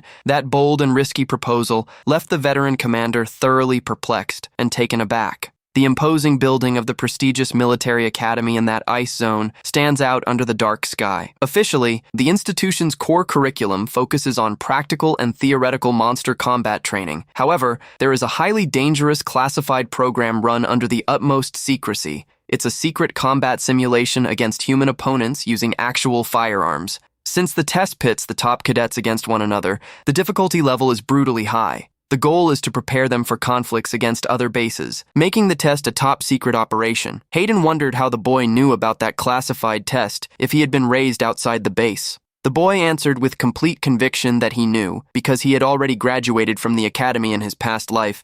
He said he'd prove his story through hands-on skills, convincing the leader once and for all. The boy bowed and guaranteed he'd pass with top marks, leading Hayden to place his trust in him. Back in reality, Hayden tells Murso that the boy asked to take the test and that he decided to back him up. Hayden turns to the advisor and seriously asks if he seems to be letting personal feelings sway him. He admits he isn't totally detached, given that Hayden is, after all, his legitimate son with his beloved Lunaman. The leader adds that he's begun to fear the existence of threats that neither weapons nor walls can stop. He asks them to fully trust his veteran intuition regarding the decision he just made. Hayden expresses hope that the young boy might truly become the grand savior of this territory inside the Military Academy Director's office. Young Cadet Plato presents himself with immaculate posture. The director stares at the cadet in front of him with a very stern expression and a visibly annoyed glare. While the boy watches the scene wearily, the director angrily asks what the cadet just said.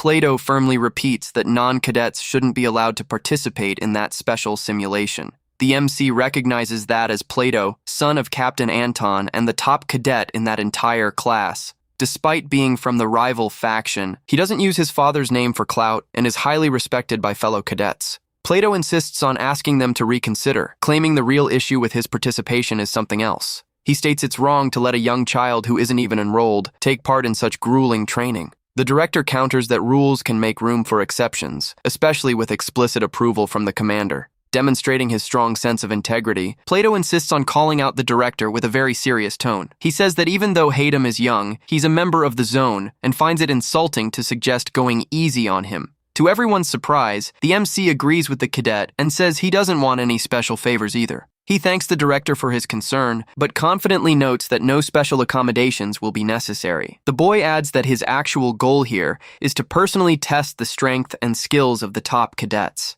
Plato watches him, intrigued, and mentally concludes that the young heir is truly a unique individual. The cadet warns that the simulation is practically live, dangerous combat, but the boy replies he couldn't care less. Plato admires his nerve, thinking that even if he lacks skill, his drive to learn is commendable. Thus, Plato asks the director to join the boy's team to protect him and balance the squad. The director thinks it's a great idea, reasoning that having the top cadet around will lower the risk of accidents. Without hesitating for a single second, the boy instantly rejects the offer of help, surprising both men. Plato tries to explain there's no shame in accepting help, but the boy calmly replies that isn't the reason. The MC smiles and explains that if they're on the same team, he won't be able to prove he's far better than Plato. He adds mockingly that he came all the way here to prove he is vastly superior to every cadet in the academy. The boy wraps up arrogantly, saying that studying in a regular academy would just be a huge waste of time. Shortly after, the cadets position themselves in the frozen forest as the ground rules for the simulation are announced to win the drill. A team must eliminate all opponents or plant their flag in the enemy base.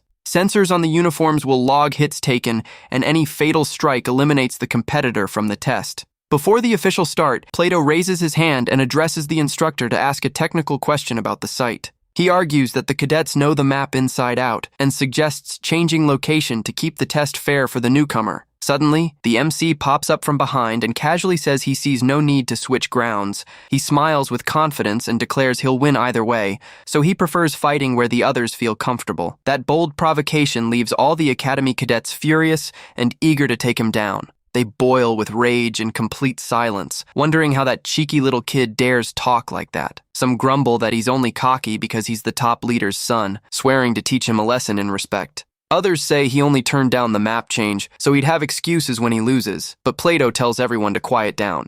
The squad leader gravely warns that talking behind someone's back is unbecoming of a true soldier. He reflects that Hayden likely chose to go solo out of pride or a sheer lack of trustworthy allies. He knows that having uncooperative teammates is far worse than facing the trial completely alone. He also thinks that if the boy got badly injured during the test, the entire academy's reputation would be ruined. The cadet continues coldly analyzing strategic options for the simulation as he walks through the snow. He notes that being so small, the kid can easily use dense brush to stay hidden from rivals. Based on that factor, Plato concludes the boy will definitely focus on just one key strategic objective to win. The heir's primary target will undoubtedly be capturing the enemy squad's flag directly. Since he can't win against the whole group head-on, he'll try operating from the shadows once they lower their guard on defense. He even suspects the kid's rude jabs were a calculated tactic to throw their team off balance. One of the cadets thinks in relief that the kid wasn't underestimating them, but Plato murmurs that he definitely was.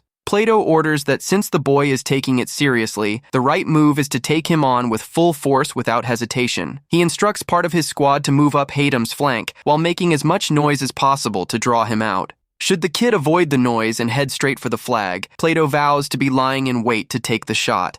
Adjusting his safety goggles intently, the cadet finalizes the last strategic details of the tactic. Right after, he gives the command to start, so everyone scatters through the frozen forest to begin the hunt. With a joint shout, the cadets begin running in sync through the deep snow to execute the plan. Hidden nearby, the MC thoughtfully watches the opponent's movements from afar. Perched on a branch with binoculars, he wonders why they're running bunched up like easy targets. Wasting no more time, he stows the binoculars and decides to make his move to teach his opponents a lesson. Out in the woods, one of the cadets breaks into a nervous cold sweat, sensing a heavy enemy presence in the area. The boy prepares for battle, and right after, the echoing sound of a warning shot slices through the quiet forest. Plato hears the distant gunshot amidst the woods and pauses for a moment to process what happened. He takes cover behind sandbags with his sniper rifle, confirming he heard warning shots. He watches the flag intently, knowing the kid will be coming through there shortly, refusing to drop his guard for anything. He recalls his father's warning not to underestimate the 10-year-old boy. Fully agreeing with that advice, he remembers wanting to teach the arrogant kid a lesson earlier,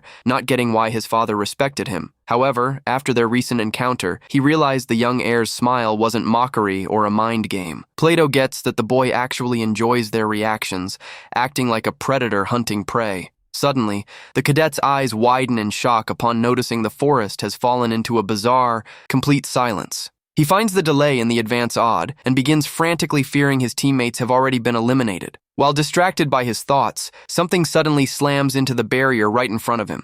Plato spins around startled and sees little Haydam standing in the middle of the clearing, commenting that the shot grazed by the boy praises the cadet's quick reflexes. While the latter frantically wonders when the kid got so close, Plato demands to know how he was spotted, and the kid answers that he noticed his absence among the cadets who attacked him. Plato tries buying time by talking, relying on his superior knowledge of the terrain to turn the odds around. However, a sudden silence takes over the clearing once more, leaving the cadet thoroughly perplexed. Looking around carefully, he drops into absolute shock upon realizing the boy simply vanished from sight. Before he can react or duck for cover, Plato gets hit square in the chest by a direct shot and falls to his knees. Haydam appears weapon in hand, explaining that despite the mask's height and gait are unmistakable, Plato falls to the ground defeated, admitting that the little kid's skill level is simply surreal and impossible. He closes his eyes in regret, resigned to the swift, unavoidable elimination he just suffered in the test. The scope view shows the lens focusing on the empty training flagpole in the middle of the deserted, silent clearing. The cadet recalls the talk about the boy's size, which makes it much easier for him to conceal his physical presence. Plato realizes that besides being tiny, Haydam's lightweight body helps him move without making the slightest sound on the snow.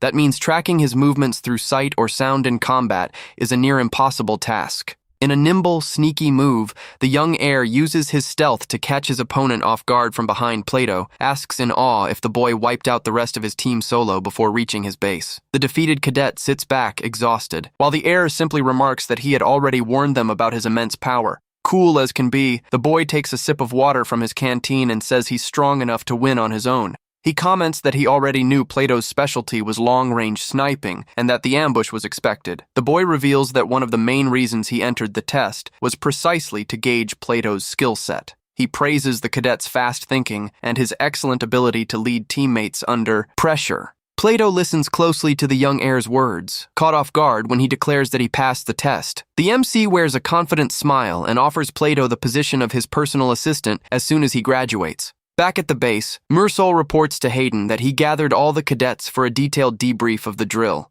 The advisor hands over a folder containing a full report bringing together the candid opinions of all participants. Haydam listens to the report intently, in absolute silence, keeping a grave look focused on the documents received. In the first recorded case, one of the proudest cadets complains bitterly that he's never seen such a cowardly kid. The report details that early in the simulation, Haydam stealthily approached two cadets from behind. The cadet continues his statement, explaining that suddenly and without warning, the boy simply fired. He recounts turning around, startled by the gunshot. Seeing that Haydam himself had collapsed onto the ground, he thought in surprise that the young heir might have passed out from exhaustion during the forest skirmish.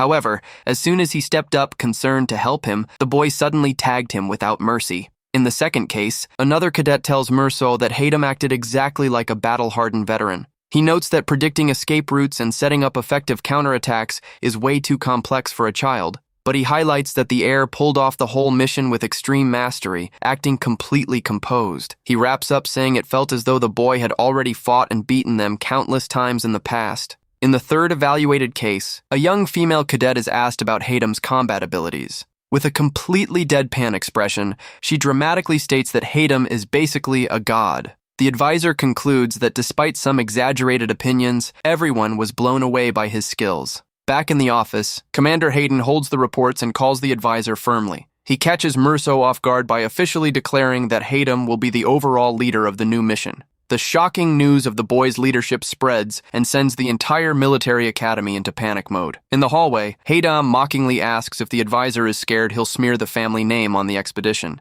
To prevent mutiny, Mursol is listed as official leader on paper, but the boy will be calling the shots. The advisor gets frustrated and annoyed, warning that training sims and real battles are totally different beasts. He admits that, just as the cadets reported, the boy's combat skill is freakishly high for his age. He also finds the route laid out by Haydam strange, as he knows a hard-to-access area in vivid detail. The man considers with suspicion that it seems like the boy has been to that dangerous location before. The heir brushes it off, playing it casual, but realizes he needs to divert the advisor's persistent focus. He slams his hand on the desk and firmly states that their main concern right now shouldn't be the map. The boy seriously declares that the real problem they face is how ineffective current combat tactics are. He notes that the standard method of first immobilizing beasts before destroying vital cores is inefficient. He openly questions that slow standard combat approach, leaving the seasoned advisor taken aback. A glowing magic core shatters completely under the force of a clean strike in the middle of battle. He explains that taking out the cores right at the start of battle avoids all the danger of the traditional process. Mersol counters by explaining that core locations shift from beast to beast, making them tough to find in large ones. The man adds that in massive species, guessing where the weak point is hidden is almost impossible. He concludes saying, doing that on large monsters is unfeasible, but notes the kid is laser-focused on the topic. However, the young heir merely gives a subtle smirk, showing total confidence in his idea. He inwardly recalls his long-past journey of battles and how those cores work in practice. He knows that after so many reps and monster takedowns in the past, he accumulated vast gaming experience. The boy grins and claims he can guess the exact location of the weak point just by looking at the beasts. Leaving the advisor speechlessly shocked, he boldly declares how the new military mission will run. Determined, he guarantees the subjugation expedition will be carried out with peak efficiency. Later, in his dark room, the boy lies in bed while casually tapping away on his glowing tablet. He thinks the advisor didn't look convinced, but contents himself with having laid out the plan's details. He shifts his attention to the device's bright screen, knowing there's another urgent matter to check. He sees messages on a forum where a confused user asks about the existence of 2 players with the same name. He notices dozens of stacked messages in the group chat asking about his true identity. He decides to scroll through the log and stumbles upon an ally's heads up about a weird message. The ally reveals he received text from a mysterious imposter using the MC's handle. He suspiciously remembers that in the past, another problematic player had already tried impersonating him. Intrigued by the fishy situation, he wonders if a new fraud is attempting to copy his handle. He reads that almost all other players in that group also received the same mysterious mass broadcast. They debate where the sender came from. While the MC focuses on uncovering the text's contents, player Shin reveals the notice said it was possible to interact with all zones except the unicorn area. He nearly falls out of bed, realizing with absolute terror that the sender used his exact account to send it. He analyzes the locked messages and indignantly concludes he was hacked by a terrible system fraud. The group questions who sent the text and why, since barriers were supposed to block contact until the apocalypse.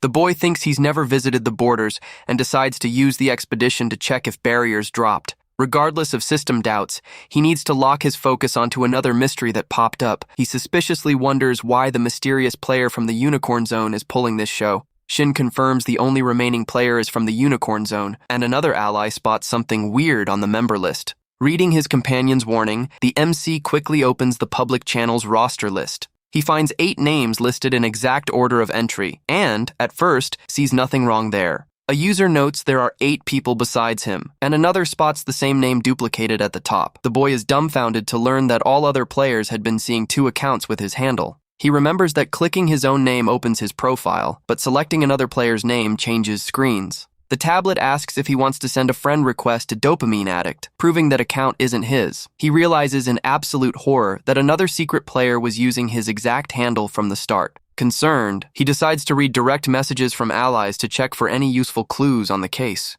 The boy dismisses Home Protector's notes as irrelevant and decides to check chat with rival T Bastard. Upon casually opening the chat with his rival, the MC's eyes widen in total shock. The rival mentions the fraud knew private details of their chats, making him think he was talking to him. Facing that wild revelation, the boy types on screen that he's the one who'd like to know the truth. With a serious, concerned face, the heir wonders who the mystery person behind that scam is far away, in the dangerous knife zone. Rival T Bastard glares at his tablet, annoyed by the response delay. He finally receives a new message from the MC asking if the 2 were friends beforehand. The boy teases his rival, mockingly asking if he accepted the duplicate request out of pure stupidity. The rival boils with anger and vows revenge in chat, but Hatem just smirks, noting how easy he is to trigger. He refocuses on the problem, intrigued to find out how the imposter knew private chats with his rival. The rival clarifies he only gave short replies to the imposter, and the MC catches a useful clue in that.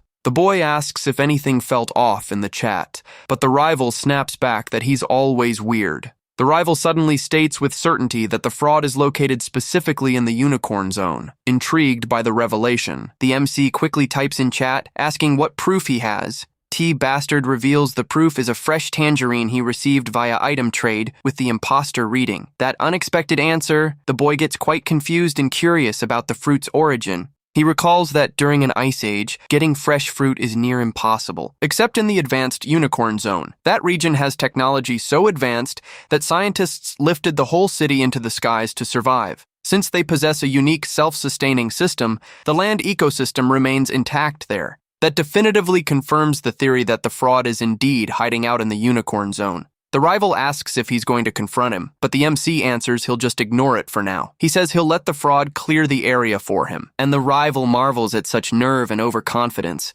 The opponent warns that the fraud knows his game guides, asking if he's sure he can beat him. In a past memory, the young opponent stared at the MC with a visibly curious expression. In the memory, the boy smilingly recalled that the rival used to read his strategy guides just to try and beat him. In response, the MC just smiled and asked why the rival acted like there was no chance of winning. He said he knew the rival's style perfectly, as he always showed up in his duel recommendations. The rival cracked up in chat, leaving the boy puzzled in bed, not getting his sudden mood shift. He computes his odds at 60%, since although he has area bonuses, the rival has a point. The tech gap between zones is massive, but he knows there's always a clever workaround. He asks the rival to give a heads up if anything changes, finding his sudden meekness and blind obedience strange. Suddenly, his tablet screen pings with a high-pitched new message chime, pulling his focus instantly. Ally Home Protector messages again, unhappy with how chill the boy is about the imposter. The ally brings up an old promise to head to the unicorn zone together, leaving the MC quite confused. The friend asks to be brought along in exchange for an item, and the boy neutrally replies he'll think about it. He changes the topic and asks his friend to check if his zone's barrier dropped, as weak areas hit first. He wraps up thoughtfully, remembering his friend's neighboring zone is that exact danger-riddled region. He has a very bad feeling about the player who unlocked in that zone. He notices he got no response from the system. Haydam thinks whoever it is, bring it on, because he has zero intention of losing to anyone. The scene shifts to the frozen landscape and buildings of the Cola Zone. Someone steps firmly on the accumulated snow outside. The blonde boy loudly complains about how brutal the army is, and Haydam thinks that idiot will scare off monsters. That's the day they leave the zone to show Merso how to find a monster core and test new combat rations. Plato asks why Merso is smiling like a proud dad who says he loves seeing kids act like kids, but Haydam points out the blonde is 20. Plato watches his companions with a slightly concerned and thoughtful look. Plato asks if it's safe for just the two of them to head outside, and Merso promises they won't go far and won't let anything bad happen. Merso shares that a fur alligator was spotted injured that morning, and they need to track it down soon.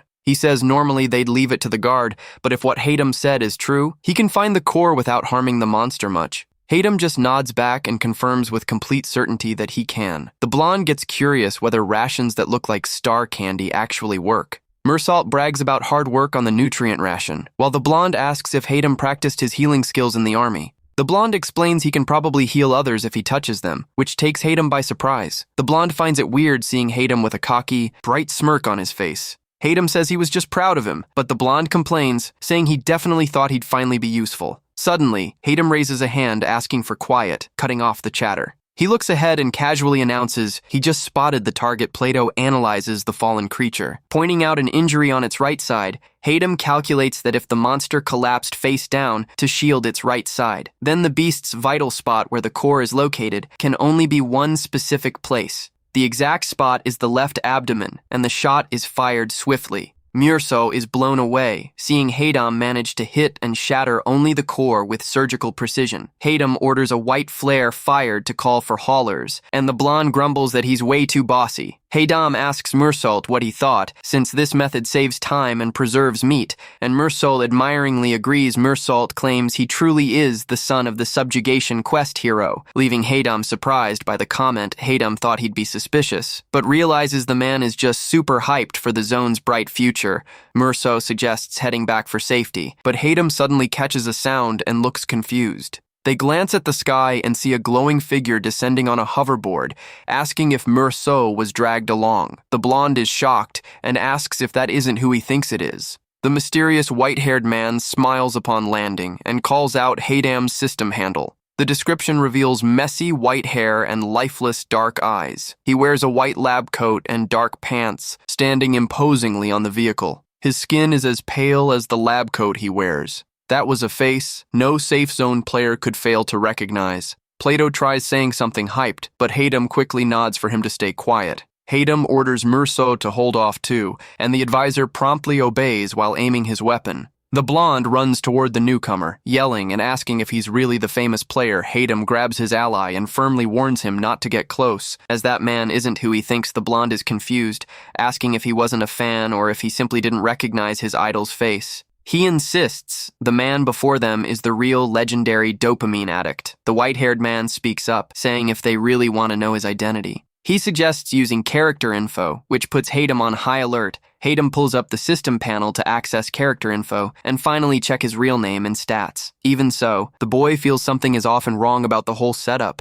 It's not just that he looks identical to the character customization he made himself. What bugs Haydam most is why that man is the only full-grown adult there. The blonde steps up, asking if the man recognizes him by his system handle. The blonde grins wide and says it's a shame the man recognized him before he did the same. Suddenly, everyone around aims weapons at the lab coat man, leaving the blonde confused by the reaction. He backs off, startled, asking why everyone is pointing guns at the man, asking if they learned nothing in the army. The man smiles calmly and asks them not to fear, promising he didn't come to hurt anyone. Haydam, keeping his gun aimed steady, asks what kind of nonsense he's talking. The man notes Haydam is so jittery he can't even use the character info feature. Haydam hates admitting it, but knows he's right and was indeed hesitating to pull up that info screen. Knowing it can't be avoided forever, he opens the screen and sees the man's data, showing a friendly status. His eyes widen in shock, confirming the man actually carries the name Dopamine Addict in the system. However, what intrigues him most and catches his eye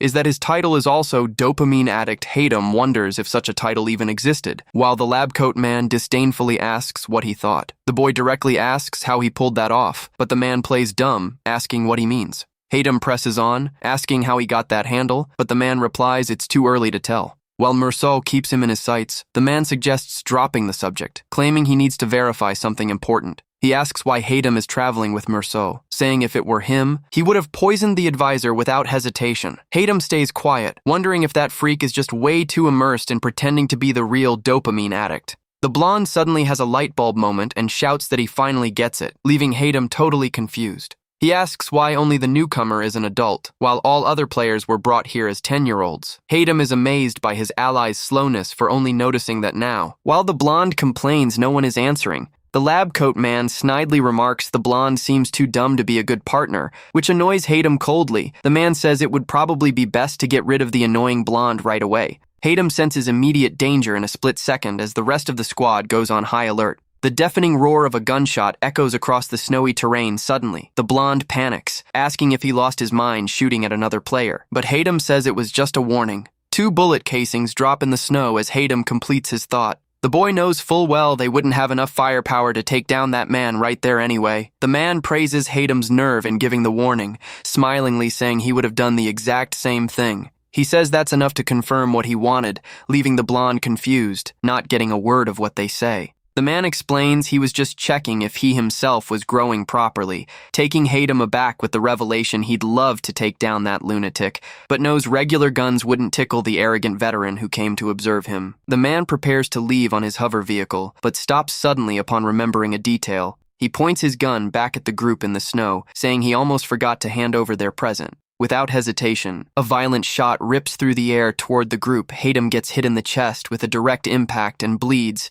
to the blonde's total panic. The white-haired man simply lowers his gun slowly with a completely indifferent face. He whispers to himself that in the end, the two of them aren't the same person at all. Plato screams frantically for the leader as the mystery shooter flies off on his high-tech board. Merso inspects the wound and assures it missed vital spots, ordering to staunch the bleeding while he gets help. The advisor orders Plato to scout the perimeter to keep monsters away, and the young cadet confirms immediately. Haydam grits his teeth through the awful pain of the shot, while the blonde supports him with an extremely worried face. The blonde rants furiously that the imposter is a complete psychopath, but Haydam asks for calm, saying he didn't pass away. He cries nervously, asking why Haydam was dumb enough to take a shot to protect him. The MC just stares back calmly, asking why he thinks he did that. He holds out his hand and tells the blonde to heal him already, reminding him he planned it all to test his healing powers. The ally is outraged, realizing the madness of letting himself get shot on purpose, yelling if he lost his mind. He places his glowing hand over the wound to start healing, thinking the boy is a very odd outsider.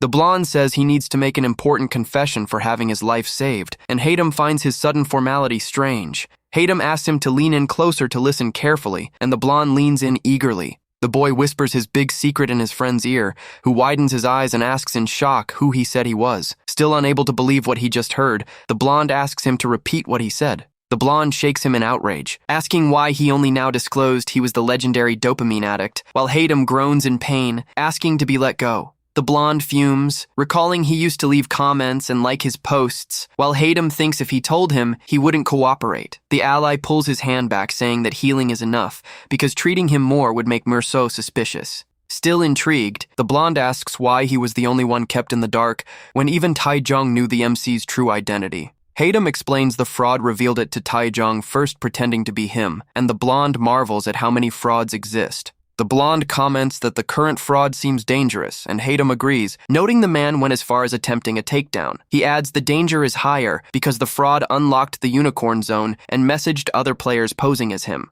Realizing the man crossed territories, Haydam deduces there are no protective barriers, and the blonde asks if they can visit other zones. Now Haydam says they need to verify carefully, but stresses the most dangerous fact is that the man is the only adult there. The blonde wonders if that might be forced growth caused by the advanced sci-fi tech of the unicorn zone. However, the MC internally disagrees, feeling there's definitely a very different reason behind it. He looks at the bloody cloth in his hands, thoughtful since he still doesn't know that true reason. Since he knows the real dopamine addict is himself, the other can only be a fraud, but the physical resemblance is uncanny. He also gets annoyed recalling the man saying he came to see if he was growing well, finding that attitude extremely arrogant. Suddenly, young Plato comes running and yelling to warn that Merceau is returning with the squad. The two quickly compose themselves and look toward the boy approaching hastily. Haydam quietly tells his ally they should pick up that important conversation later in a safer setting. He lies down on the stretcher and instructs everyone not to spill anything about today if asked, calming the worried Merceau. The scene shifts to the imposing palace of the Cola Zone, where voices begin whispering down the hallways. One man remarks to others that even knowing his son got seriously hurt, the leader didn't seem to care at all. Hayden Goodman enters the room and looks at the boy, who thinks the man truly lives up to his rep as a cold-blooded. Ruthless leader Hayden seriously asks who the mystery person was that shot at him in the snow. The boy sits up in bed and says he doesn't know, deciding to carefully weigh every upcoming word. He replies that he used to know the man in the past, but no longer knows him now. Intrigued, the leader asks if that means the shooter is someone he knew before becoming a regressor. Haydam calculated that Merceau must have reported everything to the commander, including weird terms like player. He knows that to complete his goal smoothly at the military academy, he can never be exposed as a player. He claims the shooter must be from the unicorn zone, but invents that he doesn't know why he came here to throw off suspicion. The boy suggests a new player might have spawned after his return, shifting all the leader's focus and curiosity onto the fraud. Haydam ponders that the existence of another player would make sense. Leaving the boy relieved his plan worked. He wonders internally if things will keep going smoothly from here on out. Suddenly, the leader changes his tone and orders him to enroll in the military academy, catching the boy totally off guard. Haydam questions it, saying that talk was over, but Hayden insists his young body still needs prep and training. He places a hand on the boy's head and warns him never to drop his guard, asking him not to forget his mother's tragic fate. Hayden explains they have no time to lose and that he won't need to spend 6 long years studying there. He wants the boy to study only until his body adjusts, so he can grant him an officer rank in the next subjugation quest. The boy accepts the idea, thinking he really needs a rank to move and can use the time to rest up a bit. However, the leader adds with a cold glare that it'd be good for him to stay until he learns to dodge stray bullets, scaring the boy. The scene shifts to the academy hallways, where other cadets don't look very happy with the news. They gossip laughingly that some veterans lost badly to a 10-year-old kid, mocking the boy's talent and bloodline. Plato and his classmate listen to the petty comments head down, feeling humiliated and mentally begging for help. The young cadet tries to maintain posture and says they fought fair and square, so there's no reason to walk head down. Merceau organizes documents and reminds the boys that the secret training must never be mentioned to outsiders. One female cadet comments there's nothing to be done when young Haydam is involved, while the instructor requests everyone's attention in the room. The man in the formal suit at the front loudly announces an extremely important notice for the day. He reveals Haydam will train with the class from here on out, introducing the boy properly uniformed to the cadets. Haydam flashes a friendly, charming smile, while the veterans tremble in fear and nerve looking at him. They feel humiliated having to coexist with the kid who beat them, fearing the jokes and suffering they'll endure. The instructor stresses the boy's skills were proved in the sim, assuming no one will dare oppose his entry. Suddenly, Plato stands up from his seat and speaks up, asking to say a word to the newcomer. The blonde cadet with purple eyes states the 6 who lost to Haydam are idiots, but not everyone at the academy is pathetic like them. Plato remains dead silent at the jab, while Haydam watches the new rival with an attentive, focused look. Haydam asks directly if the cadets really believe they stand a chance of beating him in real combat. The boy says his father acknowledged him in just one drill, but they seem to need further proof, making cadets murmur. He walks firmly and asserts he didn't win the first encounter by luck, deciding to prove it once and for all. He proposes running a new combat sim to settle that matter permanently at the academy. The rival accepts the challenge and angrily thinks the boy is way too arrogant for someone so young and inexperienced. He proposes splitting teams by putting Haydam with the defeated cadets against his own squad, suggesting a 6v6 duel. The boy agrees to the team split, but notes he'd like to set a special win condition for the match. He stipulates that his sole win condition is that not a single member of his group gets eliminated during the skirmish. The blonde listens surprised to Haydam's bold proposal to accept defeat if even one rival survives. He gets extremely furious, asking if the MC is underestimating their combat skills. The scene shifts to the official military academy dorm, with cadets walking together. They walk with firm steps down the long, luxurious hallways of the facility. Haydam stands alone by the large window of his temporary new quarters. Plato enters the room quite worked up, asking why he set such tough win conditions for the battle. The defeated cadets complain they're already mockingly laughed at and will have to drop out if they lose again. The boy stays composed and says he thinks he knows the real reason the blonde cadet is acting so hostile. He recalls the moment of the challenge, addressing the rival specifically by the name Cadet Lucas. In the memory, Haydam had said Lucas was judging him without fighting first, asking if that was proper cadet conduct. Lucas had visibly flinched, shaken by the MC's sharp words. The rival then clenched his fists in rage and guaranteed he'd beat him in front of everyone to prove his worth. Haydam says the important part is fighting in front of everyone. Since a sim victory will prove the humiliated cadet's talent, the boy knows all those youths will become important, talented allies after graduation, but there's a catch. Right now, they're just down from the shock of past defeat, with one asking if winning will be that easy. Intending to stay for a while, he came early to unpack his things, not expecting such bustle first thing in the morning. Thinking they'll work for him in the future, Haydam decides to offer encouragement, calling for everyone's attention in the room. He asks if they know why they were chosen, specifically for that initial secret training simulation. He raises an open hand, asking for quiet to explain his logic calmly. Plato steps forward and gravely answers that it's because they were considered the top cadets in the academy. The boy fully agrees with Plato and asserts he indeed considers them the military elite of that place. He says he wants the other cadets to know it too, but Plato laments, reminding them they lost badly to him. Plato questions if winning is possible, now that challenge conditions got even stricter and tougher. The boy asks back if they think he only won because past conditions favored him. He walks calmly and continues his provocative questioning to spark the cadets. Haydam lightly taps one of the boys with the duster, asking if their defeat was from dropping their guard. He comments some might think he fought dirty or unfairly in the first matchup.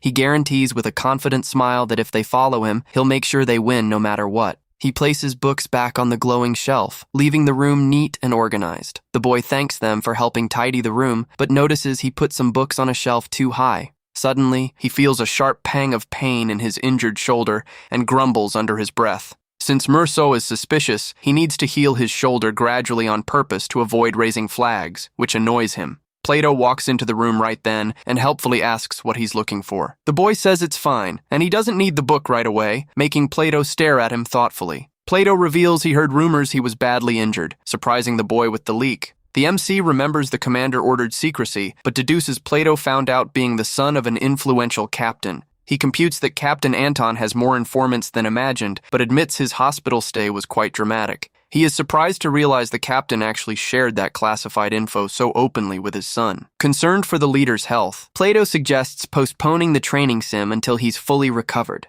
Pleased to see his offer to make him his assistant worked like a charm, Haydam seriously calls Plato's name. Plato confesses that while at the hospital, he heard rumors other cadets were mocking the entire squad. With a slightly melancholic face, the young cadet asks if Haydam was disappointed in them. The boy promptly replies, no, saying it only made him want to prove their worth even sooner. He acknowledges the cadets who fought him in the first drill were indeed very capable and talented. Plato looks at him surprised, touched by the MC's sincerity and consideration. Plato vows with resolve to do everything to win this drill, as long as it helps heal Haydam's injury for good. Haydam asks if he remembers that training sim will be a 6v6 battle, and Plato confirms he does. He stresses the opposing squad has 6 members, and Plato's squad also consists of 6 people. He explains that because of that, someone on the team will need to sit out to free up a slot for him to enter combat. Haydam looks firmly and reminds Plato he just said he'd do absolutely anything to secure victory. With that, the boy coldly orders Plato to sit out the sim and just watch the drill from afar. Plato stands in shock, not getting the decision, while the scene focuses outside the imposing military academy. The big day of the second secret military combat, Sim finally arrives in the snow-covered area. Young cadets move fast across the snowy terrain wearing masks and carrying training weapons. Lucas, Team B leader, scans the perimeter and confirms they finished checking the main base. He asks about the scout group, and the soldier replies they haven't returned yet, getting orders to guard the area closely. One ally runs up and asks if veteran Lucas heard the latest rumors going around. The soldier reveals veteran Plato simply gave up leading Team A and abandoned them. Lucas finds it weird, remembering Plato usually looks out for weaker ones, but the soldier tells he missed training, claiming there was no hope. The ally opines the situation was too much for him, but Lucas stays dead silent. Reflecting seriously on the gossip, Lucas finds that gossip absurd, knowing full well an incompetent young master would never bother memorizing every cadet's name. He alerts his team to stay sharp, reminding them Plato's team lost by underestimating Haydam and that they won't repeat the mistake. He suddenly spots the scout squad returning way sooner than expected and finds their hurry odd.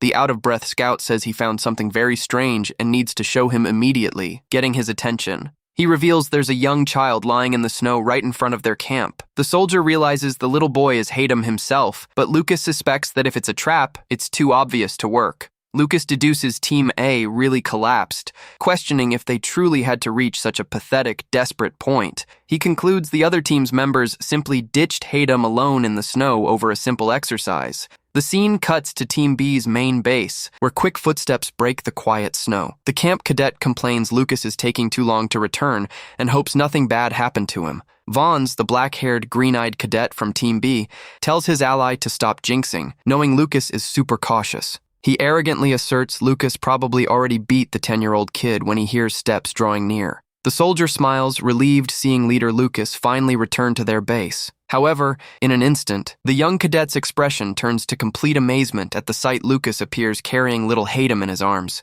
leaving everyone in camp completely bewildered by the setup Haydam calmly shares. He was ambushed by his own teammates as soon as training kicked off in the memory. Outraged allies said they didn't accept his tough rules and would definitely lose if they stayed together. They also complained about him benching Plato and bluntly said if he wanted to be beaten, he should go alone. He adds that after all the arguing, the traitors took his weapons and abandoned him in the cold. Lucas asks if the boy really benched the strong Plato from the sim, and Haydam confirms without beating around the bush. The boy explains he acknowledges Plato's skills, but 2 leaders would cause friction, so he benched him for the team's good. A cadet says the boy is dangerous, and they should eliminate him right away, but Lucas disagrees. Stating that would end the drill immediately, Lucas calmly weighs the situation and concludes with conviction that this isn't a trap cadet's comment that the cowards on the other team came purely to take revenge on Haydam, unsure what to do with him. Another soldier notes that despite pity, it's a war sim, and they can't leave an enemy running free, even if he was attacked. Watching the tense vibe, Vons notices with concern that the squad is already starting to have internal friction over this. He reflects that even if they win by eliminating a child betrayed by his team, no one would respect their talent or skill. Vons scolds the team, saying the right move is to eliminate him now and wrap up the drill, but Lucas steps up and tells him to back off. Lucas smoothly draws his training combat knife with a quick hand motion. Lucas then binds Haydam's hands behind his back, keeping him in custody and tied securely in the snow.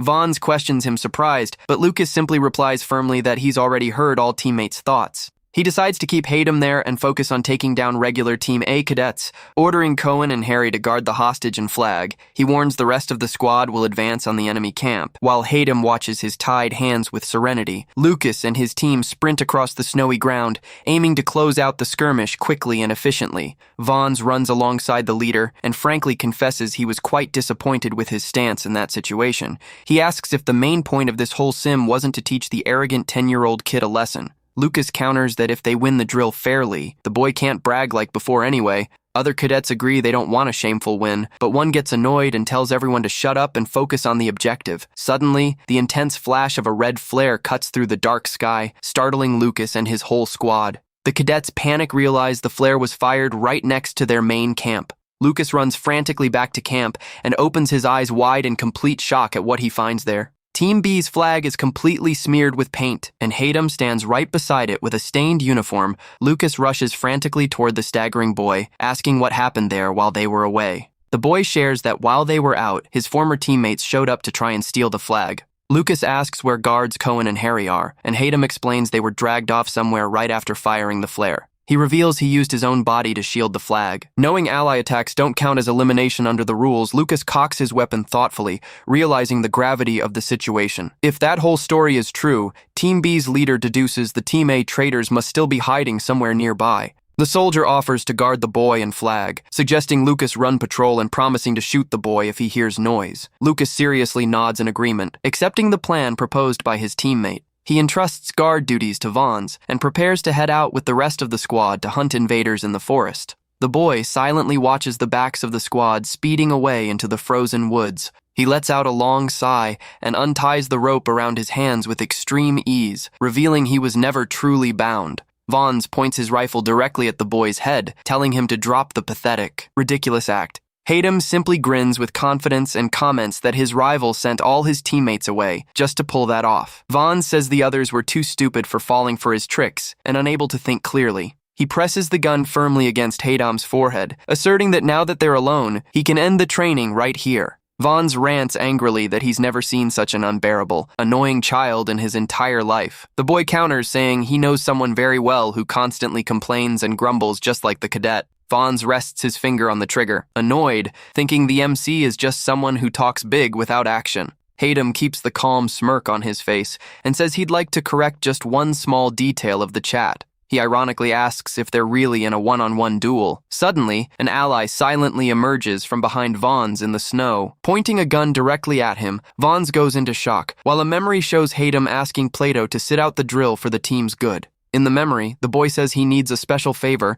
and asks if Plato knows how to spread rumors behind people's backs. Vons gets the trap instantly, realizing the whole story of internal team strife was just an act. He tries staying composed, calculating that against just one enemy, he'd still have a massive combat edge. Hayden smirks sarcastically, thanks him for sending Lucas away, and aims his hidden training pistol. The cadet fumes at the boy's nerve, but the swift shot echoes quickly across the frozen area. The scene cuts to Commander Hayden's office, who congratulates his son on scoring another big military victory. Staring gravely and intently, the father asks to hear directly from him how the strategy for battle was designed. The boy answers very simply and directly that the entire plan was extremely basic to execute. He explains the cadets underestimated him, so he merely created the perfect backdrop to feed and reinforce that false belief of theirs. He reminds his father of the strict rule that his team's defeat would be declared if even one member were eliminated. The plan made rivals believe he was crazy, coming to view every ally of his as an easy target for victory. With that, he handed himself over tied up at the enemy base, knowing full well their pride would stop them from shooting a defenseless kid. Hayden asks if faking the fight with Plato and spreading gossip was also part of his strategy, and the boy confirms it was. The commander asks why he didn't steal the flag at the very first chance of a surprise attack, which would be far easier. The boy turns his face sideways and coldly replies that doing it the easy way wouldn't be any fun. The boy steps out of his father's office and slowly walks down the luxurious hallways of the military academy. Now that his meeting with the commander wrapped up, the boy thinks the right move is to look for Plato to talk arriving in the hallway. He sees several cadets gathered strangely and wonders what's going on there. He overhears cadets chatting and asking each other how the training sim actually went down. One black-haired young cadet vents saying he was so insanely tense he started hearing things. He shares he heard a voice threatening to wipe out their whole team, freezing in fear for a second. The young cadet laughingly adds that in the end, it was the opposing team that got completely wiped off the map. Vons fumes angrily that they only won by using a kid, but Team A cadets mock back, reminding them they called them idiots earlier. Vons demands an immediate rematch, but Plato asks why he's so worked up when even leader Lucas didn't seem to mind. Suddenly, a loud command orders that argument to end right that instance. Startling the cadets involved, Plato and Lucas walk silently down the quiet hallways after the fight ended. Plato sincerely apologizes for his teammates' childish behavior and the bad jokes made about their defeat. Lucas accepts the apology and says he'll also take back the harsh things he said earlier, but makes an important point. He asserts seriously that despite everything, he still can't accept young Haydam as a real cadet at the academy. Plato's eyes widen in complete shock and surprise upon hearing that statement from his rival. Plato asks why, reminding him he promised to accept him if he lost, and Lucas admits the boy's exceptional talent. Lucas explains a real cadet would have grabbed the flag early on, but Haydam treated training like a game, using allies as bait, which is unacceptable. Listening to the whole chat hidden in the corridor, Haydam thinks to himself that Lucas really isn't wrong in his analysis. Lucas wraps up saying the boy doesn't seem to seek simple military victory, but rather the sheer rush and fun of combat. Suddenly, Plato snaps and loudly questions what those people really know about Haydam's life and intentions. He reveals the MC was badly injured a few days ago, hunting the fur alligator, taking his rival by surprise. Plato notes his shoulder looked stiff and tired, and Lucas starts connecting the dots in his head. He adds that upon hearing the squad was being mocked, Haydam came to train immediately without even finishing medical treatment. Plato states with deep passion and pride that the young master made that whole sacrifice just to restore their honor. He says Haydam volunteered as bait, even while hurt, for the honor of his teammates, proving he deserves to be part of the military elite. He finishes his explanation with a firm sigh. Proud of the heroic image he painted of his leader Haydam, watches the scene shocked, realizing Plato ended up vastly boosting his rep before everyone without him even asking. Plato approaches Haydam and offers a sincere apology for exposing his injury to others without permission. The boy thinks if it boosts his fame at the academy, he won't complain, but decides to leverage that good opportunity. He says if Plato really feels guilty, he'd like to ask a special favor from him. Leaving the cadet curious, Plato tenses up thinking he'd have to spread fake rumors again, but the MC assures with a smile, it's nothing like that. He maintains a calm face and prepares to reveal the true favor he wants from Plato. The boy gravely asserts the favor he needs is something only Plato has the capacity to fulfill. Plato accepts with total loyalty and guarantees he'll do anything the young master asks. Later, Haydam lies comfortably on his soft bed, thinking this is way better than a hard hospital bed. Suddenly, his system panel pings with a blue chime, pulling his immediate attention in bed. He opens notifications and sees the user named God sent a new proposal to everyone in the group chat. Reading that the love zone is also without barriers, the boy is amazed at the speed and fast pace of other players. He recalls that after the first apocalypse, the 8 surviving zones ended up sharing a relatively small territory. On the regional map, he analyzes the geographic layout of each zone and the real distances between them. He realizes that since User God's zone is very close to Blonde Home Protectors, the two might meet earlier than planned. The boy also finds it odd that the Blonde has been so quiet in chat lately, as he's usually first to reply to everything in chat. Other players start pressuring and asking what mystery proposal God wants to make. User God finally replies and excitedly suggests they all set up an in-person meetup. Facing the suggestion to meet up for food and talk, one player mockingly says his head is filled with fantasies.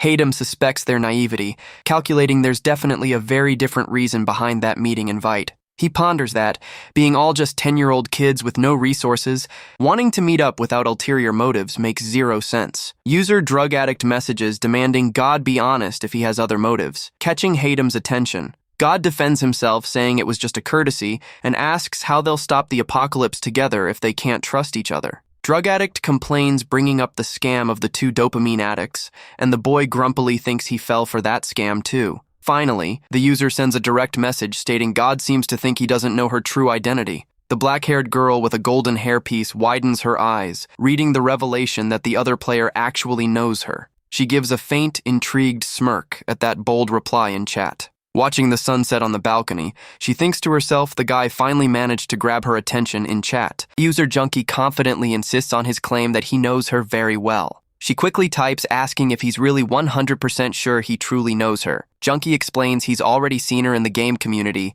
and sternly warns that anyone crossing his zone's borders will be deemed an enemy. Another player also stands completely against the meeting, making User God complain everyone is on the defensive and overly sensitive. Totes Possible tells God to drop the act, reminding everyone knows gathering meteorite items might be the path to return home. User Dentist is surprised by the possibility of returning, while another player nervously stammers pretending he never thought of that. Holding a revolver with ease, she wonders skeptically if things really work out that easily. Nearby, a dark-haired guy swallows hard and grumbles tensely, visibly nervous about the situation. Totes Possible sends a message reminding he's still trapped underwater in his submarine, but leaves a severe warning in chat. He threatens to sink his zone's meteorite along with the submarine if he finds out any of them are secretly teaming up. To everyone's surprise, the real dopamine addict ironically replies saying that would be a problem since he's already met up with someone. The chat goes into total panic over the revelation, while Haydam watches the chaos on his screen in serious silence.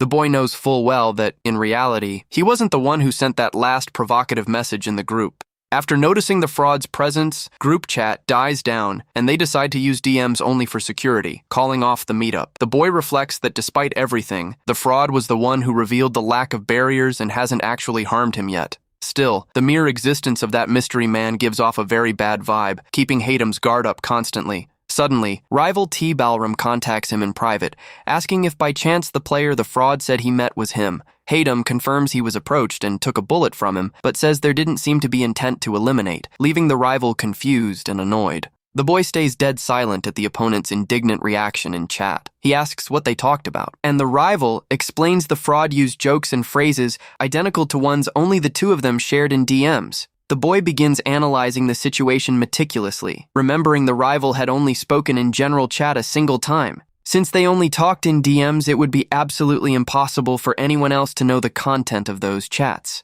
He reflects that even if the fraud were an artificial intelligence created by the system, it could never predict those recent conversations. Standing before the door, he reaches a terrifying conclusion that the artificial intelligence could only be based on his future self. He brushes the thoughts aside for a moment and lightly knocks on the wooden door ahead. Murso welcomes him in the administrative office and kindly asks what brings him there, and the boy asks to collect some personal items. The advisor asks what exactly he needs provided right then. In the memory, Haydam had offered help to T. Balram and asked if he needed anything before leaving his game zone. Comically, the rival had sheepishly admitted he was out of soap in his survival camp. He also asked for toothpaste and a toothbrush, and Haydam burst out laughing and mocked his rival, who vowed to get back at him for laughing at his situation. Back in the present, the boy asks Murso for a large quantity of soap, toothbrushes, and toothpaste. The scene shifts to a lavish table with 2 cups of freshly poured hot tea. Lady Daphne politely thanks and dismisses her servants, asking to leave them alone in the parlor. Captain Anton immensely thanks the noble lady for accepting his request for a secret meeting today.